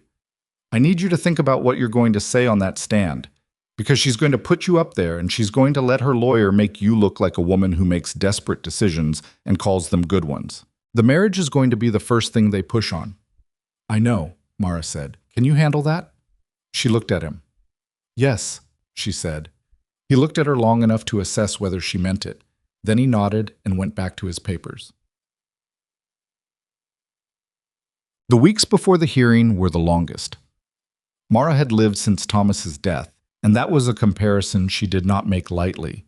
She cooked and cleaned and managed the ranch through the coldest weeks of a Texas December that was cold in the way Texas sometimes got cold. Not the deep bone cold of the north, but a gray, relentless chill that came through every gap in the walls and made the mornings feel longer than they were. She wrote down everything. Caleb's lessons, logged by date. Owen's milestones, recorded in the small journal she'd started keeping 2 weeks after Graves told her to document. The household accounts, which were modest but positive. They were not prospering, but they were stable, and stable had a different meaning to her now than it had 3 months ago. She thought about what she was going to say in court. Not the words, those would come when they came, but the shape of it. What was true, and what was the truest version of what was true, which were not always exactly the same thing. She thought about Beatrice. She had tried, in the weeks since the second letter arrived, to think about Beatrice as a whole person rather than as an obstacle. It was not easy. The supplemental declaration from Pruitt had made it harder. But she tried, because she thought it was important to understand what she was actually dealing with rather than what was convenient to believe she was dealing with. Beatrice Whitlock was 60 years old and she had buried her son. She had one daughter, Thomas's sister Eleanor, who lived in Boston and with whom Beatrice's relationship was, from what Thomas had let slip over the years, strained in ways he'd never specified. She had money and a house in Chicago, and the grandchildren she'd never been permitted to know properly were all that remained of the son who had escaped her sphere by marrying a woman she hadn't chosen. That was not a villain. That was a woman in grief who had made grief into a campaign because campaigning was what she knew how to do. It didn't make her less dangerous, but it made her comprehensible in a way that was useful. Gideon rode out one afternoon in early January and came back 2 hours later, and when he came in, he said, "I talked to Martin Hartley." Martin Hartley was the neighboring rancher to the north, the one Gideon had mentioned the night of the midnight intruders. She'd met him once briefly, a weathered man in his late 60s who had the quality of a tree that had survived many seasons precisely because it had no interest in being remarkable. "What did he say?" Mara said. "He said he'd testify." Gideon pulled off his hat, said he'd known me long enough to know what I was, and that if someone was going to say otherwise in a court of law, he'd like the opportunity to address them directly. He paused. He also said, and I'm quoting because it's worth quoting, that anyone who looked at your garden in November knew you were worth keeping. Mara looked up from the pot she was stirring. "My garden." He said a woman who could bring that garden back from what it was in September to what it was by November wasn't someone making temporary decisions. Gideon hung his hat on the nail by the door. "He's not wrong." She turned back to the stove. Something was happening in her chest that she wasn't going to let become anything visible, because she was still managing about 14 things at once, and sentiment was not currently at the top of the list. But she held it anyway. Martin Hartley, who barely knew her, who had looked at her garden and drawn the right conclusion. "Good," she said. "Tell Graves." She told herself she would not think about the hearing. She thought about it constantly. February 18th arrived the way bad days usually do, with the same morning light, the same sounds, the same cold routine of a ranch that did not pause for court dates. Mara was up at 4:30 as always. She made the fire and the coffee and set out what the children would need for the day. Caleb and Maisie were going to the Hartley place, where Mrs. Hartley had offered to keep them, an offer Mara had accepted with more gratitude than she'd been able to properly express. Owen was coming with her. She dressed carefully. Not fancily. She did not have fancy and would not have used it if she had, but correctly. Her good dress, clean. Her hair pinned with attention. She was not going to walk into that courthouse looking like anything other than what she was, which was a woman who knew exactly what she was doing and why. Gideon wore his good shirt again, and he'd gotten a haircut, which she only noticed because the collar of the shirt sat differently without the length he usually had. He looked at her when she came into the kitchen and he said, "You look like you're going to win." "I intend to," she said. He almost smiled. "Good." They dropped the older children at the Hartley place. Maisie went with the uncomplicated ease of a child who trusted her mother's plans, and Caleb went with the contained tension of a boy who understood too much about what was at stake to be easy about it.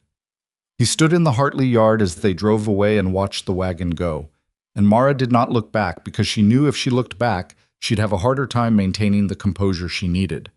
The Red Hollow Courthouse was a single-story building that tried hard and mostly succeeded at looking official.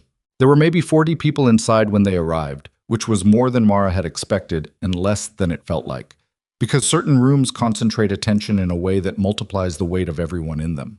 Beatrice was already there. She was seated at the petitioner's table with Holt, and beside him, a second man Mara had not seen before, younger, harder looking, with the precise posture of a lawyer who had won things by being meticulous and knew it. The better lawyer Graves had suspected. Beatrice looked at Mara when she walked in. Mara looked back at her. Neither of them nodded. They were past nodding. Graves was at their table, his coat slightly too large for him as always, his pen already in his hand. He looked up at Mara and said, "You ready?" "Yes," she said. Owen was with Mara at the table on her lap, which she had calculated carefully, not as a prop, not as a performance, but because he was 11 months old and needed to be with her, and his presence was honest, and courts did not always reward honesty, but they sometimes responded to it. The judge's name was Pemberton. He was perhaps 55, gray at the temples, with a face that had not yet told her anything useful about what he thought or how he'd lean. Holt's opening was formal and smooth and designed to set a picture before the counterpicture could be offered. He described the Whitlock family, Thomas's standing, Beatrice's resources, the house in Chicago, the schools available, the life that could be provided for children who were currently living, as he put it, in materially compromised circumstances in an isolated rural setting with a guardian whose fitness remains a matter of public record. Mara kept her face still. The better lawyer, his name was Cavendish, handled the witnesses. He called Pruitt first. Florence Pruitt came to the stand in her Sunday clothes, and described Mara's arrival in September with the careful selectivity of a woman who had thought about which details served her narrative. The handcart, the children's appearance, the inability to pay past 2 nights, the desperation that she characterized with a sympathy that didn't reach her eyes. Graves cross-examined her in 4 questions. Mrs. Pruitt, in the 2 nights Mrs. Whitlock and her children stayed at your establishment, did you at any time offer her employment, meals, or assistance of any kind? A pause. I'm not in the business of yes or no, Mrs. Pruitt. No. Did you, at any point during those 2 nights, observe that the children were hungry? Another pause, shorter this time. I may have. And did you do anything about it? The pause was longest this time. No, she said. Thank you, Graves said. Mara looked at her lap. Owen was chewing on her finger with the calm dedication of a baby who found fingers satisfying. She let him. Cavendish called 2 other witnesses, the feed store owner, who said what Graves had predicted he'd say. She'd been in a difficult situation, seemed unwell. His concern had been for his own family's well-being, and a woman Mara barely recognized who had apparently seen her walking west on the road out of town in September and characterized the scene as distressing. Graves declined to cross-examine the second woman. Mara understood why. She was a bystander who had seen something true, and there was nothing to gain from pressing her. Then Cavendish moved to Gideon. He didn't call Gideon to the stand. He did something more efficient. He submitted the newspaper account from Reyes Crossing and read from it, and the account was not inaccurate, but it was written in the language of regional journalism 12 years ago, which meant it was vivid and short on context and long on phrases like deadly confrontation and 3 men dead, and it hung in the courtroom air the way such phrases do. Graves submitted the full court record from Judge Aldis. Pemberton read it. It said what it said. Self-defense, no charges filed, the judge's own notation that the evidence was unambiguous, and the survivor had acted to preserve his own life and that of his property. Cavendish stood up. Your Honor, the question before this court is not whether Mr. Rourke was legally exonerated. He was. The question is whether a man with this history represents the appropriate primary male influence in the lives of 3 children, the eldest of whom is 11 years old. Pemberton looked at the record. He looked at Cavendish. Counsel, legal exoneration is not incidental to the question of fitness. We understand that, Your Honor. We're asking the court to consider the totality of— I've read the document, Pemberton said. He set it down.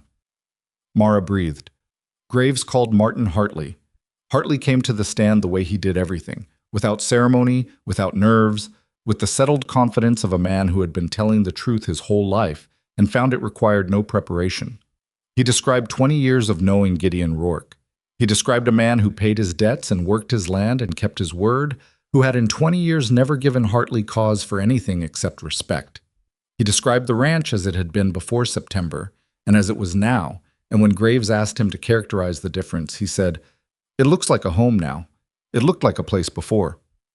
Graves called Kowalski from the ranch supply outfit. He said less, but said it in a way that had a certain quality, the simple, unadorned testimony of a man who dealt in transactions and facts. 15 years. Never a short payment. Never a dishonest count. Graves called Mara. She settled Owen on her hip and walked to the stand and sat down, and she looked at the room. 40 people, maybe 45. Beatrice at the table with her hands folded, Holt and Cavendish with their papers, Gideon at their table, very still, watching her. Graves asked her to describe the events of September. She described them. She described Thomas's death. She described the debt she hadn't known about. She described the walk to Red Hollow, the 17 doors, the words that had been said to her, the feed store owner's word, strays, which she repeated without drama or emphasis, just as a fact of what had occurred. She described the road west and the cottonwood tree and the wagon that stopped. She described the work. She did not describe it as a rescue. She described it as an employment arrangement that had become a partnership that had become a marriage. And she described the progression not as a romance, but as a sequence of decisions made by 2 people who were assessing each other honestly and finding the assessment worth continuing. Then Cavendish stood up. He was good. She had prepared herself for that, and still he was better than she'd fully prepared for, quick and precise, and with the ability to make a question sound reasonable while it was actually designed to make her look unreasonable. He asked about the marriage. How long had she known Gideon before they married? She said, approximately 3 months. Was that not, he suggested, a very short time to make a decision of that permanence? She said she had made all her significant decisions quickly since September, because September had not left her the luxury of slow decisions. He asked whether the timing of the marriage, specifically its occurrence 11 days after Beatrice Whitlock's attorney filed the petition, was coincidental. She looked at him. No, she said. A murmur in the room. She felt it without looking at it. So you admit the marriage was motivated by the legal proceedings, Cavendish said. I said the timing wasn't coincidental, Mara said. Those aren't the same thing. Can you explain the distinction for the court? The petition made me think clearly about what was already true, she said. It didn't create the marriage. It clarified the decision. There's a difference between making something happen and making someone acknowledge something that was already happening. Cavendish paused. The pause was brief, but she noticed it. Mrs. Rourke, he said, using the new name deliberately, she understood, to make it sound recent and strategic. You arrived in Red Hollow with nothing. No money, no property, no employment, no housing. Is that correct? Yes. And within 4 months, you are now legally married to a property owner with legal claim to that property and to the income of the ranch. Is that also correct? The room was very quiet. Mara looked at him. She looked at him the way she'd looked at the door in the middle of the night in October, measuring the distance, measuring what was required. I came to Red Hollow with 3 children who were hungry, she said. I asked 17 people for work, not charity, work. Every one of them said no. The one person who said yes was Gideon Rourke. She paused. In the 4 months since then, I have run a household, managed livestock, restored a garden, raised 3 children, and kept this family functioning through an injury and a crisis, and a December in which temperatures dropped low enough to freeze the well twice. She kept her voice level. If you're asking whether I am now in a better material position than I was in September, yes. If you're suggesting that is suspicious rather than the direct result of 4 months of work, then you and I have a different understanding of what work produces. Cavendish looked at his notes.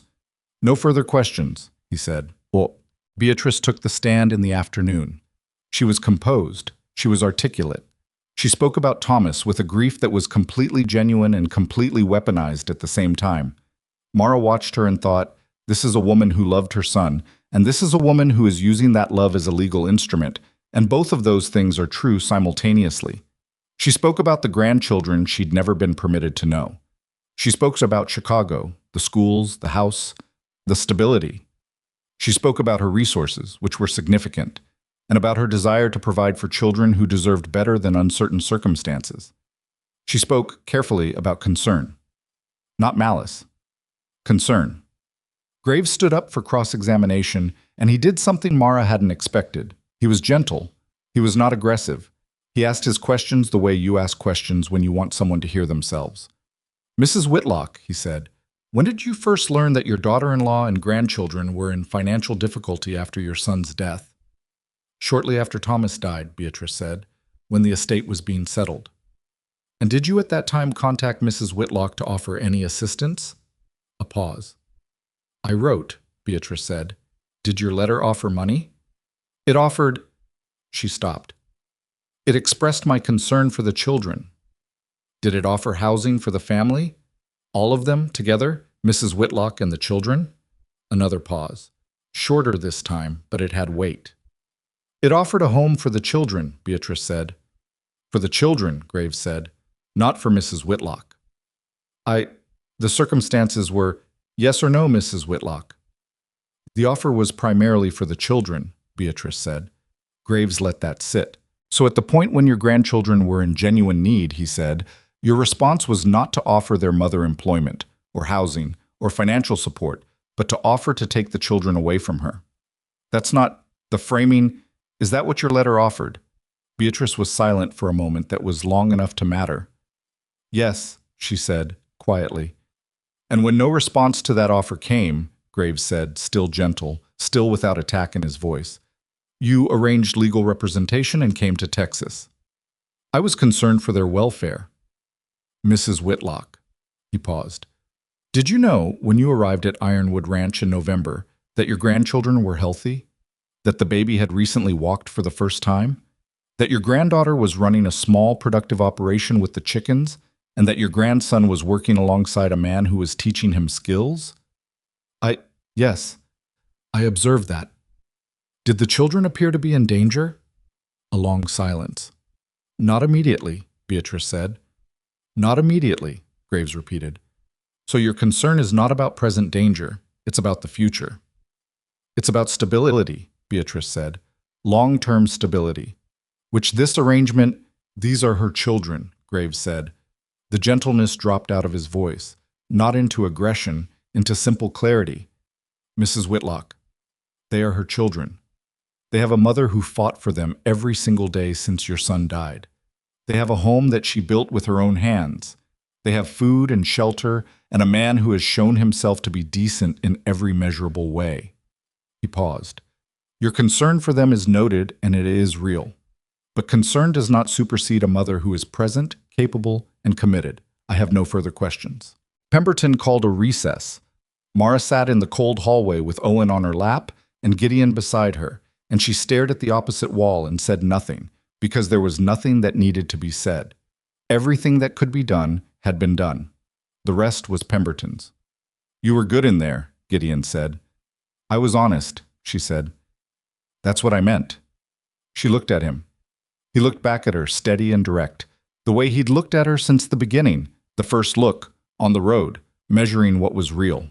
She put her head on his shoulder, briefly, just for a moment, and then she sat back up because Owen was reaching for her hair and she needed both hands. Pemberton ruled within the hour. He was direct. He said that the court found no evidence of neglect, abuse, or material danger to the children. He said the Reyes crossing incident was legally resolved and could not be used to characterize a man's current fitness without additional evidence of subsequent problematic behavior, of which there was none. He said the marriage, however recently contracted, was legal and established a two-parent household.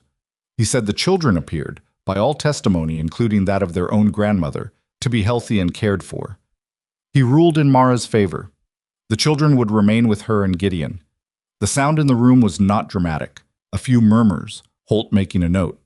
Cavendish already gathering his papers with the brisk efficiency of a man moving to the next thing.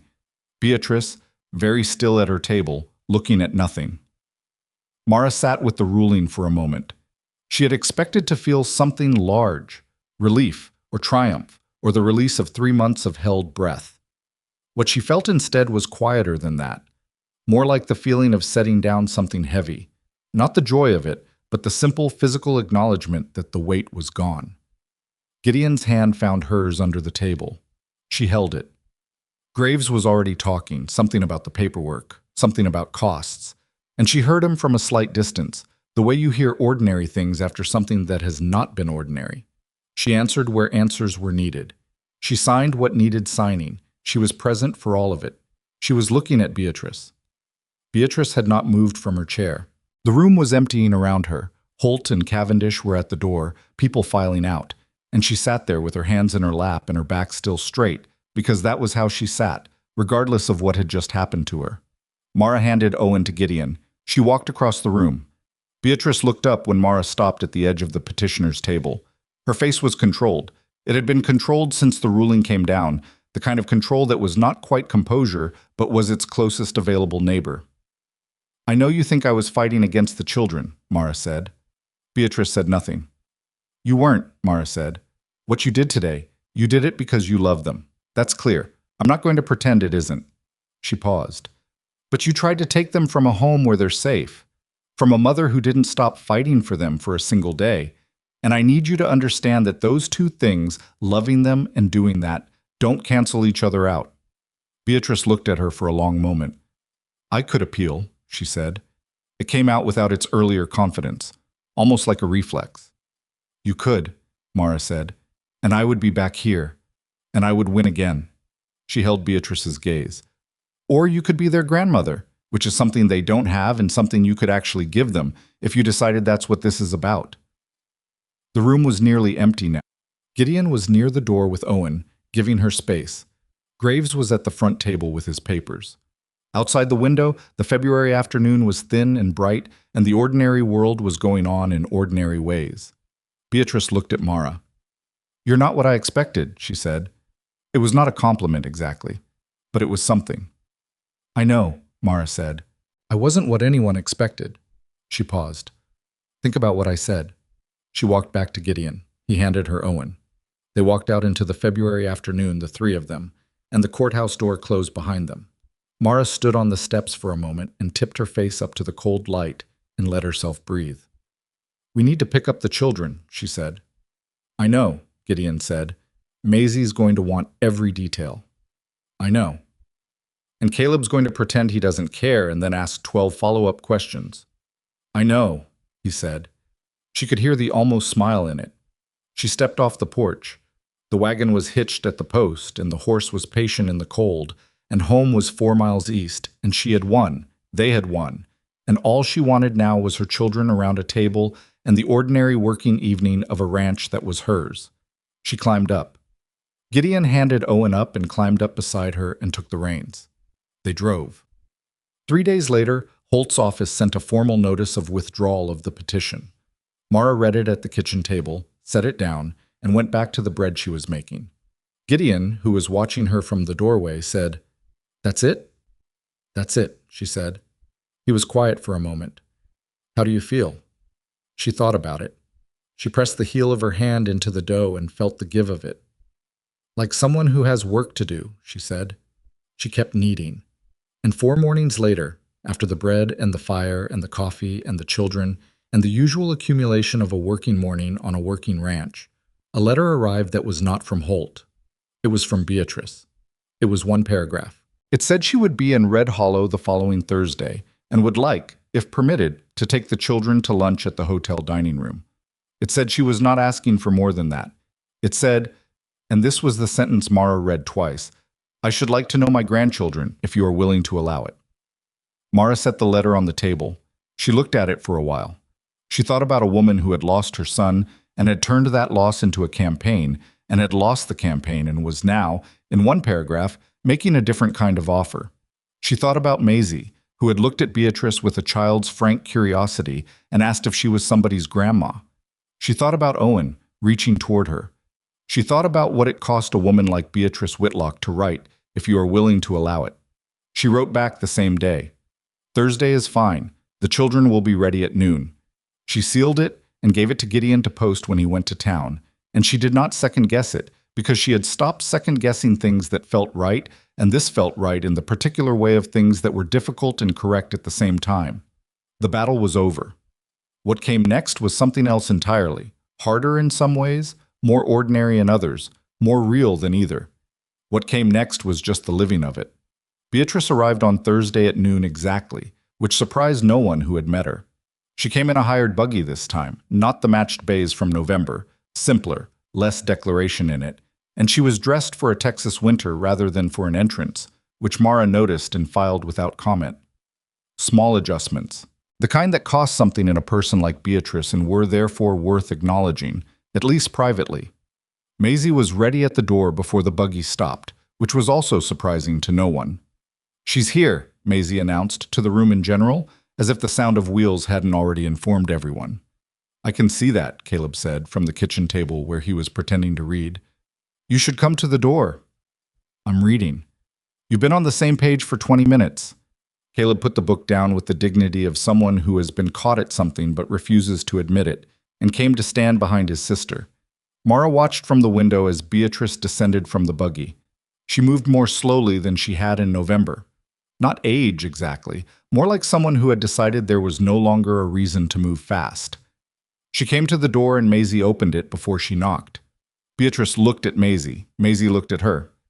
"You're on time," Maisie said. "I try to be," Beatrice said. "Mama says being on time is a form of respect." "Your mother is right," Beatrice said, without any of the stiffness it might have cost her a month ago. She looked up at Mara. "Mrs. Rourke." "Beatrice," Mara said. "Come in." It was a different kitchen than the one Beatrice had sat in during November. Not structurally, same table, same stove, same window with the repaired glazing, but something in the quality of the space had shifted. Mara couldn't have explained it to anyone who asked, but she understood it herself. A house that belonged to one person felt different from a house that belonged to a family, and Ironwood had crossed that line somewhere between December and February in ways that were invisible but real. Gideon was not there. He had taken himself and Owen to the barn with the straightforward practicality of a man who understood that certain things went better with fewer people in the room, and that his presence in this particular room on this particular Thursday was not helpful. Mara had not asked him to do this. He had simply done it, which was one of the things about him that she had stopped finding remarkable because it had become something she expected. She poured coffee. She sat down. She let Beatrice begin. "I've been thinking," Beatrice said. She wrapped both hands around her cup the way she had in November, but without the gloves this time. Her hands were older than Mara had registered before, spotted and veined in the way of hands that had done things, held things, let things go. "About what you said, in the courthouse." "All right," Mara said. "You said I could be their grandmother." She paused. "I don't know how to do that. I want you to know that's not an excuse. It's just the truth. I know how to manage things, organize things. I don't know how to simply be present with children without it becoming about what they need and whether they're getting it." Mara looked at her. "That's honest." "I'm trying to be," Beatrice said. "I am better at trying than I am at succeeding, but I'm trying." Maisie, who had been listening from the doorway with the transparency of a 7-year-old who believed she was invisible when she stood still, said, "You could start by learning our chickens' names." Beatrice blinked. "Maisie," Mara said. "What?" "It's a practical suggestion. That's what Gideon says. Start with the practical thing in front of you." Beatrice looked at Maisie for a moment, and then something happened to her face. Not quite a smile, but the territory adjacent to one, the place where a smile lived in people who had forgotten how to get there easily. "All right," she said. "Tell me the chickens' names." Maisie sat down at the table and began. The lunch at the hotel dining room lasted 2 hours, and Mara heard about it in pieces for the rest of the day. Maisie's full account, delivered continuously from the moment they came through the door until supper. Caleb's abbreviated version, offered in 3 sentences when Mara asked him directly, and Owen's contribution, which was a piece of bread roll he'd apparently been allowed to keep, and which he presented to Gideon with great ceremony upon their return. "She asked good questions," Caleb said when Mara pressed. "What kind of questions?" "About the ranch, about what I'm learning." He was quiet for a moment. "She asked about Papa." Mara looked at him. "What did you say?" "I said he was funny, that he used to do voices when he read to us." Caleb picked at the edge of the table. "I didn't want to say anything bad. She's his mother." "You don't have to say anything bad," Mara said. "You can remember him honestly. Funny is honest." Caleb nodded. He went back to his book, and this time he actually read it. That evening, after the children were settled, Gideon asked how it had gone. "Better than I expected," Mara said. "Not easy, but better." "Is she coming back?" "She said she'd write." Mara was at the stove. "I think she will." "And you're all right with that?" Mara turned and looked at him. "I'm not going to pretend I trust her fully. Not yet. But she came here and she sat at my table and she listened to Maisie name every one of 11 chickens in order of personality, and she did not once look impatient." She paused. "That's something." "That's a lot, actually," Gideon said. "Maisie's chicken lectures are substantial." Mara almost laughed. Actually laughed, which surprised her. Not the sound of it, but the ease of it, the way it came without effort. She hadn't noticed, somewhere along the line, that laughing had gotten easier. That things had gotten easier, not because they were less hard, but because she was carrying them differently. "Yes, they are," she said. Spring came to Ironwood. The way it always came to that part of Texas, without apology, with heat arriving before anyone was fully prepared for it, the garden demanding attention before the last cold mornings were reliably passed. Mara was in the garden on a March morning, turning the bed she'd been planning since February, when Maisie came out with Owen on her hip, a habit she'd developed so gradually that no one could remember when it had started, and sat on the garden's edge with him in her lap. "Harriet laid 3 eggs this morning," Maisie said. Harriet was the chicken she'd originally smuggled inside, now reinstated to the coop with full diplomatic recognition. "Good," Mara said. "That's her best yet. I'm going to put it in my record." Maisie had a record. It was a small notebook Mara had bought her in Red Hollow in January, and it contained meticulous egg production logs for every hen, plus what Maisie called personality notes, which were observations about chicken behavior that she maintained were scientifically valuable, and which Gideon had once spent 20 minutes reading with a seriousness Mara suspected was not entirely performed. Owen reached for the dirt at the garden's edge. Maisie redirected him toward her braid, which he accepted as a reasonable substitution. "Mama," Maisie said, "are we going to stay here forever?" Mara drove the spade into the soil and looked at her daughter. The question was asked with the practical tone Maisie applied to most things. Not anxious, just inquiring, the way you ask about plans that affect your own planning. "That's the intention," Mara said. "Good," Maisie said, "because I've made a lot of improvements to the co-op, and it would be wasteful to leave them." "That would be a tragedy," Mara agreed. Maisie looked satisfied. She stood up with Owen and went back toward the coop to record Harriet's achievement, and Mara watched her go. The 7-year-old who had held her brother on her hip through the worst of it, who had been quiet when she was scared, and who had turned a chicken coop into a kingdom with the determination of someone who understood that making a thing yours was the first step to having something worth keeping. Mara went back to the garden. She thought about forever. She turned the word over the way you turn soil, not looking for anything specific, just seeing what came up.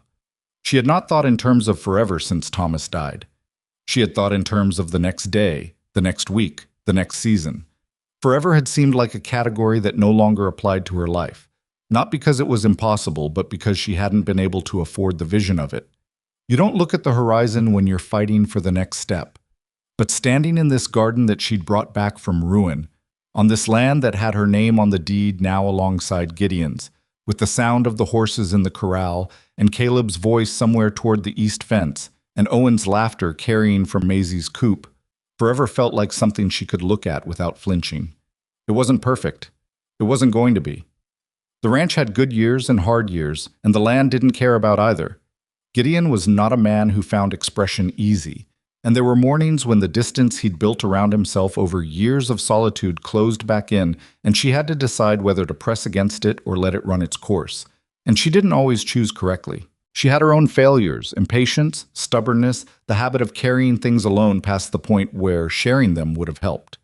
They were two people who had arrived at each other sideways through circumstance, and circumstance was an imperfect architect. But they were building anyway, day by day, in the ordinary accumulation of mornings and suppers and work, in the specific language of two people who had learned each other without intending to and had decided to keep what they'd learned. That was enough. It was more than enough. It was she had come to understand what most real things were made of. Not the grand gestures, but the daily ones. The small decisions to stay and try again and get up at 4:30 one more time. The second thing Beatrice did after the Thursday lunch was send money. Not a large amount, or rather, it was a large amount by Ironwood standards, but Beatrice had sent it in a way that was careful not to feel like a statement. It was a letter that said she wished to contribute to the children's education and enclosed a sum she hoped would be useful for books and materials. It said she was not attaching conditions. Mara read it twice. She showed it to Gideon. He read it. He handed it back. "What do you want to do with it?" "Use it for what she said," Mara said. "Books. And I want to write to the school teacher in Red Hollow about Caleb and Maisie. They need more than I can give them at the table." "Maisie's going to fight you on that." "Maisie can fight me all she wants. She's 7 and she's going to school." She wrote to Beatrice and thanked her. She said the money would go to education, as requested, and that Maisie had asked her to report that Harriet had set a new egg record. She wasn't sure why she included that last part. It felt right. Beatrice's response came 2 weeks later. It was 3 lines. It said she was glad the money was useful. It said she had looked up the Red Hollow School and found the teacher had a good reputation. It said, "Please tell Maisie I am rooting for Harriet." Mara read it at breakfast and said nothing, but she put the letter in the tin box under the floorboard, next to the wages from the first months and the court papers and the deed and the other things that mattered. It was in June that the second crisis came, and unlike the first one, which had arrived in a polished buggy with a lawyer, this one arrived in an envelope from the county land office. Gideon came in from a supply run to Red Hollow on a Thursday afternoon with the mail and set it on the table without his usual quiet efficiency, and Mara looked at his face before she looked at the envelope. "What is it?" she said. "Read it," he said. She read it. The letter informed Gideon Rourke that a claim had been filed contesting the validity of the deed to Ironwood Ranch, on the grounds that a county official had improperly recorded the original transfer. The letter cited a specific filing number and requested Gideon's presence at the land office within 30 days to address the discrepancy. Mara read it twice. Then she sat very still for a moment, because what she felt was not fear. It had arrived past fear, into something colder and more specific than fear. She recognized the shape of it. This was not bureaucratic error. This was Beatrice Whitlock, who had lost in court and who had, apparently, one more move. "She's challenging the ranch," Mara said. "That's what it is," Gideon said. He pulled out the chair across from her and sat down heavily. "A county official who improperly recorded the deed. That means someone bribed someone. That means this was manufactured. Can they do that?" "Someone apparently did it," he said. He looked at the letter. "Mara, if they take the ranch—" "They won't," she said. "If they do." "Gideon." She looked at him. "They won't. We're going to find out how this happened, and we're going to prove it, and then we're going to go back to court, and this is going to end." She said it with the same flatness she'd used on the 3 men in the yard in October. Not a performance of certainty, but the actual thing, because performing certainty and having it were different, and she was too tired for performance. He looked at her for a long moment. "You're not scared." "I'm furious," she said. "That's different." He almost smiled. Even now, even with a forged land claim on the table, he almost smiled, which was one of the things about him that she had come to trust completely. "Graves," she said. "First thing tomorrow," he said. Graves read the letter with his pen in his mouth, and his eyes narrowing in the way they narrowed when something interested him in the wrong direction. "This is the county recorder's signature," he said. "Dale Morrow. I know Morrow." He chewed. "He's been in that office 12 years. Never had a problem." "Is he corruptible?" Gideon said. Graves looked at him over the letter. "Anyone's corruptible if the price is right, and they're scared enough." He set the letter down. "But here's the thing. Forging a land record in this county leaves a paper trail. The original deed is filed. The challenge would have to show the original filing was invalid, which means showing error in the original recording, which means someone had to go into those records and do something to them." He tapped the table. "That's not easy, and it's not legal, and people who do it leave tracks." "Then find the tracks," Mara said. Graves looked at her. "I need time." "How much time?" 2 weeks. Maybe 3. "The letter says 30 days, Gideon said. "Then we have enough time," Graves said. They had enough time, but it was not comfortable time. It was the time of knowing something was wrong and not yet being able to prove it, which was its own particular misery. Mara went through that fortnight the way she went through most hard things, by working. The garden needed her, the accounts needed her, the children needed her, and more specifically needed her to not appear as frightened as she was in the hours when the anger wasn't sustaining her. She told Caleb more than she'd told him before. I was 12 now, and the months at Ironwood had aged him in the way that real responsibility ages people. Not hardened him, not taken his childhood, but given him a weight-bearing quality that she thought would serve him all his life. He deserved the truth. She told him the land was being challenged. She told him it was probably connected to what had happened in February. She told him that Graves was working on it, and that she believed they would resolve it. He listened. He asked 2 questions, both precise, both practical.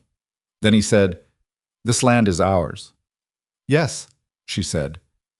"Then we'll keep it," he said, with a simplicity that was either the naivety of a 12-year-old or a species of faith that didn't require guarantees. Mara decided to take it as the second thing. "Yes," she said. "We will." The person who broke it open was not Graves. It was a woman named Lenora Ashcombe. She arrived on a Tuesday afternoon in the 3rd week, driving herself in a small rented buggy from the Red Hollow Hotel, where she'd apparently been staying for 2 days before she decided to come to the ranch. She was perhaps 65 with white hair and Beatrice's bone structure in her face, and she came to the door and said to Mara, "I'm Beatrice's sister. I need to talk to you." Mara stood in the doorway and looked at her. "Come in," she said. Lenora Ashcombe sat at the kitchen table and folded her hands and said, without preamble or apparent interest in managing the delivery, "Beatrice hired someone to compromise the county land records. I don't know exactly how it was done, but I know she did it. Because she told me, not fully, not with those words, but enough. She said she had found a way to resolve the property issue. Lenora paused. I didn't understand what she meant until I heard about the challenge letter. Mara looked at her. Why are you here?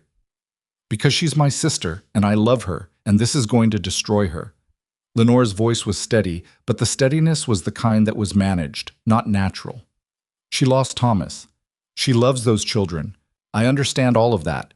But what she's done crosses a line that I cannot watch her cross without saying something. She looked at Mara directly. I have letters. From the man she hired. He was careless and he wrote things down and she kept them, which is a habit of hers. She keeps everything. I found them in her correspondence when I visited last month. I copied them. She set an envelope on the table. Mara looked at it. She did not pick it up immediately. This will end her, she said. Not as an accusation, as a statement of fact. It will have consequences for her, Lenora said.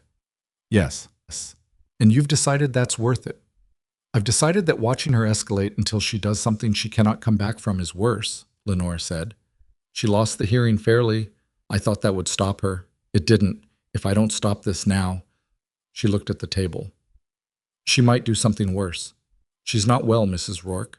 Grief does things to people, and she hasn't let anyone help her with it. Mara sat with that. She thought about a woman who had lost her son and turned that loss into a series of increasingly destructive campaigns. She thought about the letter that said, if you are willing to allow it. She thought about Harriet's egg record. She thought about two things being true simultaneously, that Beatrice had done something seriously wrong and that Beatrice was a grieving woman who was out of other ways to fight for the last piece of her son. She picked up the envelope. I'm going to take this to my lawyer, she said. I won't use it as a weapon against her. I'll use it to close this. Lenora looked at her. That's more than she deserves.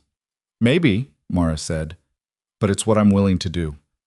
Graves took the letters to the county land office. Dale Morrow, faced with documentation of what he'd been paid to do, confessed within 2 hours, not because he was particularly honest, but because self-preservation is a powerful motivator and the letters made his position untenable. The challenge to the deed was withdrawn. The original filing was confirmed. Ironwood Ranch belonged to Gideon and Mara Rourke, as it had from the beginning, as it would going forward. Beatrice was notified by Holt that the evidence existed.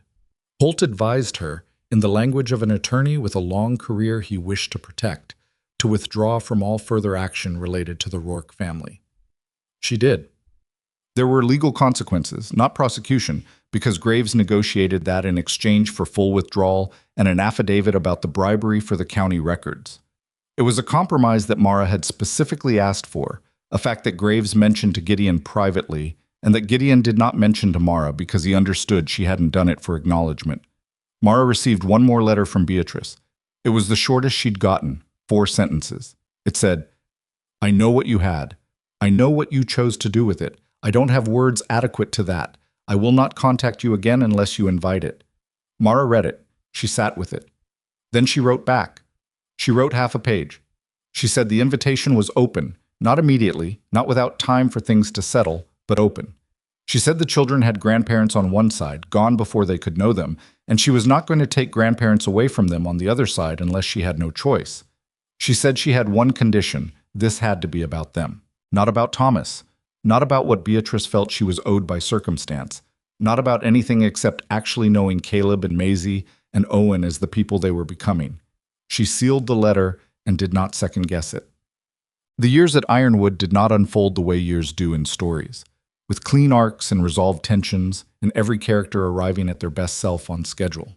They unfolded the way years actually do, unevenly, with good seasons and bad ones, with small failures and unexpected graces, and the grinding ordinary work of keeping something alive.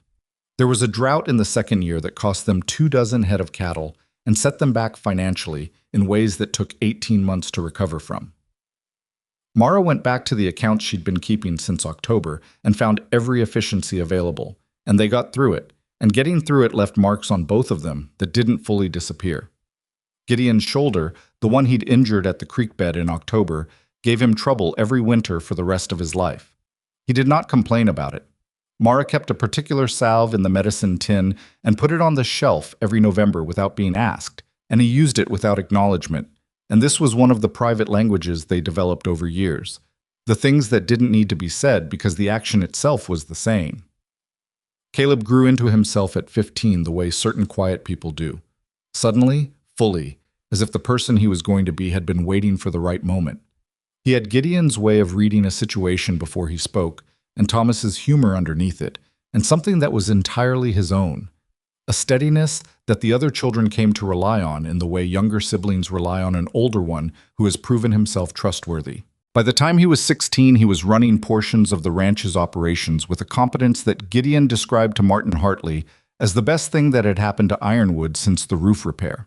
Maisie's egg business, which had started with 11 chickens and a notebook, had by the time she was 11 expanded into a small but genuine commercial operation, supplying 3 establishments in Red Hollow. She kept her records with the precision of someone who found numbers satisfying in the same way other people found music satisfying, as a system that made sense, that rewarded attention, that told you the truth if you listened to it correctly. She also remained, throughout all of this, the person most likely to say the true thing in any room at the exact moment it was most useful and most uncomfortable, which was a quality that drove Caleb to distraction and which Gideon privately regarded as one of the great assets of the household. Owen grew up knowing Gideon as his father in the straightforward way of someone who had no competing memory to complicate the fact. Thomas was a photograph on the shelf and stories told around the table, a real presence, a real grief that Mara tended carefully, making sure her children knew who he had been and what had been good about him. She did not make him a saint. She made him a person, which was harder and more honest. Owen understood that the man in the photograph had loved his mother and that his mother had loved him, and that life had intervened, and that the man who taught him to ride and set fence posts and read weather coming from the west was also his father in every way that mattered to the daily business of living. Beatrice came back, as she'd been told she could, not immediately. It was 8 months before she wrote again, and this time the letter was longer and more careful, and said plainly that she had been speaking with someone who helped her think through things, which was as close as Beatrice ever came to saying she had sought help for her grief. She asked, again, about visiting. Mara said yes. The visits that followed were not easy, but they were real. Beatrice was better with Maisie than with the others.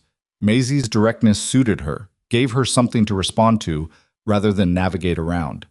She was slowest with Gideon, whom she regarded with a careful respect that was not warmth, but was the honest acknowledgement of a woman who had tried to use his past against him and had failed because it had been the wrong past to weaponize. He was polite to her in return. It was not friendship.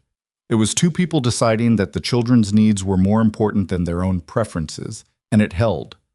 One autumn, Owen was 4, which meant it was nearly 4 years after the wagon road and the cottonwood tree. Beatrice sat in the kitchen after supper while Maisie showed her the egg records for the quarter, and Mara watched from the stove, and Beatrice put on her reading glasses and looked at the numbers and said, "Your record-keeping is exceptionally accurate." Maisie looked up from her notebook with the expression of someone who has been told something true and is deciding whether to be gracious about it. "I know," she said. "Gideon says the numbers don't lie, but people lie about numbers, so you have to know which is which." Beatrice looked at Mara over Maisie's head. "He's right," she said. It was a small thing, the smallest kind of thing, but Mara held it the way she held the other small things. Not because they were dramatic, but because they were real, and real things in a life were what a life was actually made of. Mara and Gideon's daughter, June, was born in the spring of the 4th year, in the front room of the house at Ironwood, in the early morning before the light came fully. She arrived red-faced and loudly opinionated, which Maisie said was a good sign. Caleb, who had been outside on the porch for 3 hours because there was nothing useful he could do inside, and being useless was something he found difficult to tolerate, came in when it was over and looked at his sister and then looked at Gideon and said, with the understatement of a 13-year-old who felt things deeply and expressed them sparingly, "She looks like you." Gideon looked at June, at this person who was completely new and who was also, somehow, the sum of everything that had led to her, and he didn't say anything for a moment. "She does a little," he said. Mara, who was exhausted and not entirely comfortable and more completely happy than she'd felt in years, said, "She looks like herself. Give her a minute." June gave them all more than a minute. June gave them, as it turned out, the rest of their lives. Not that they were thinking in those terms that April morning, just about breakfast and sleep, and the particular astonishing fact of a new person in the house. The summer evening that Mara remembered afterward, the one she returned to in her mind when she thought about what had been built and how, was an ordinary one. No occasion, not a birthday or a holiday or any marked day, just a Thursday evening in late summer when the heat had finally broken and the air had something like gentleness in it. She was on the porch. June was in her arms, asleep, heavier than she looked. Caleb was somewhere at the east fence. She could hear him and Gideon talking, the low occasional sound of it, the kind of conversation that had no urgency, just two people working alongside each other saying the things that come up.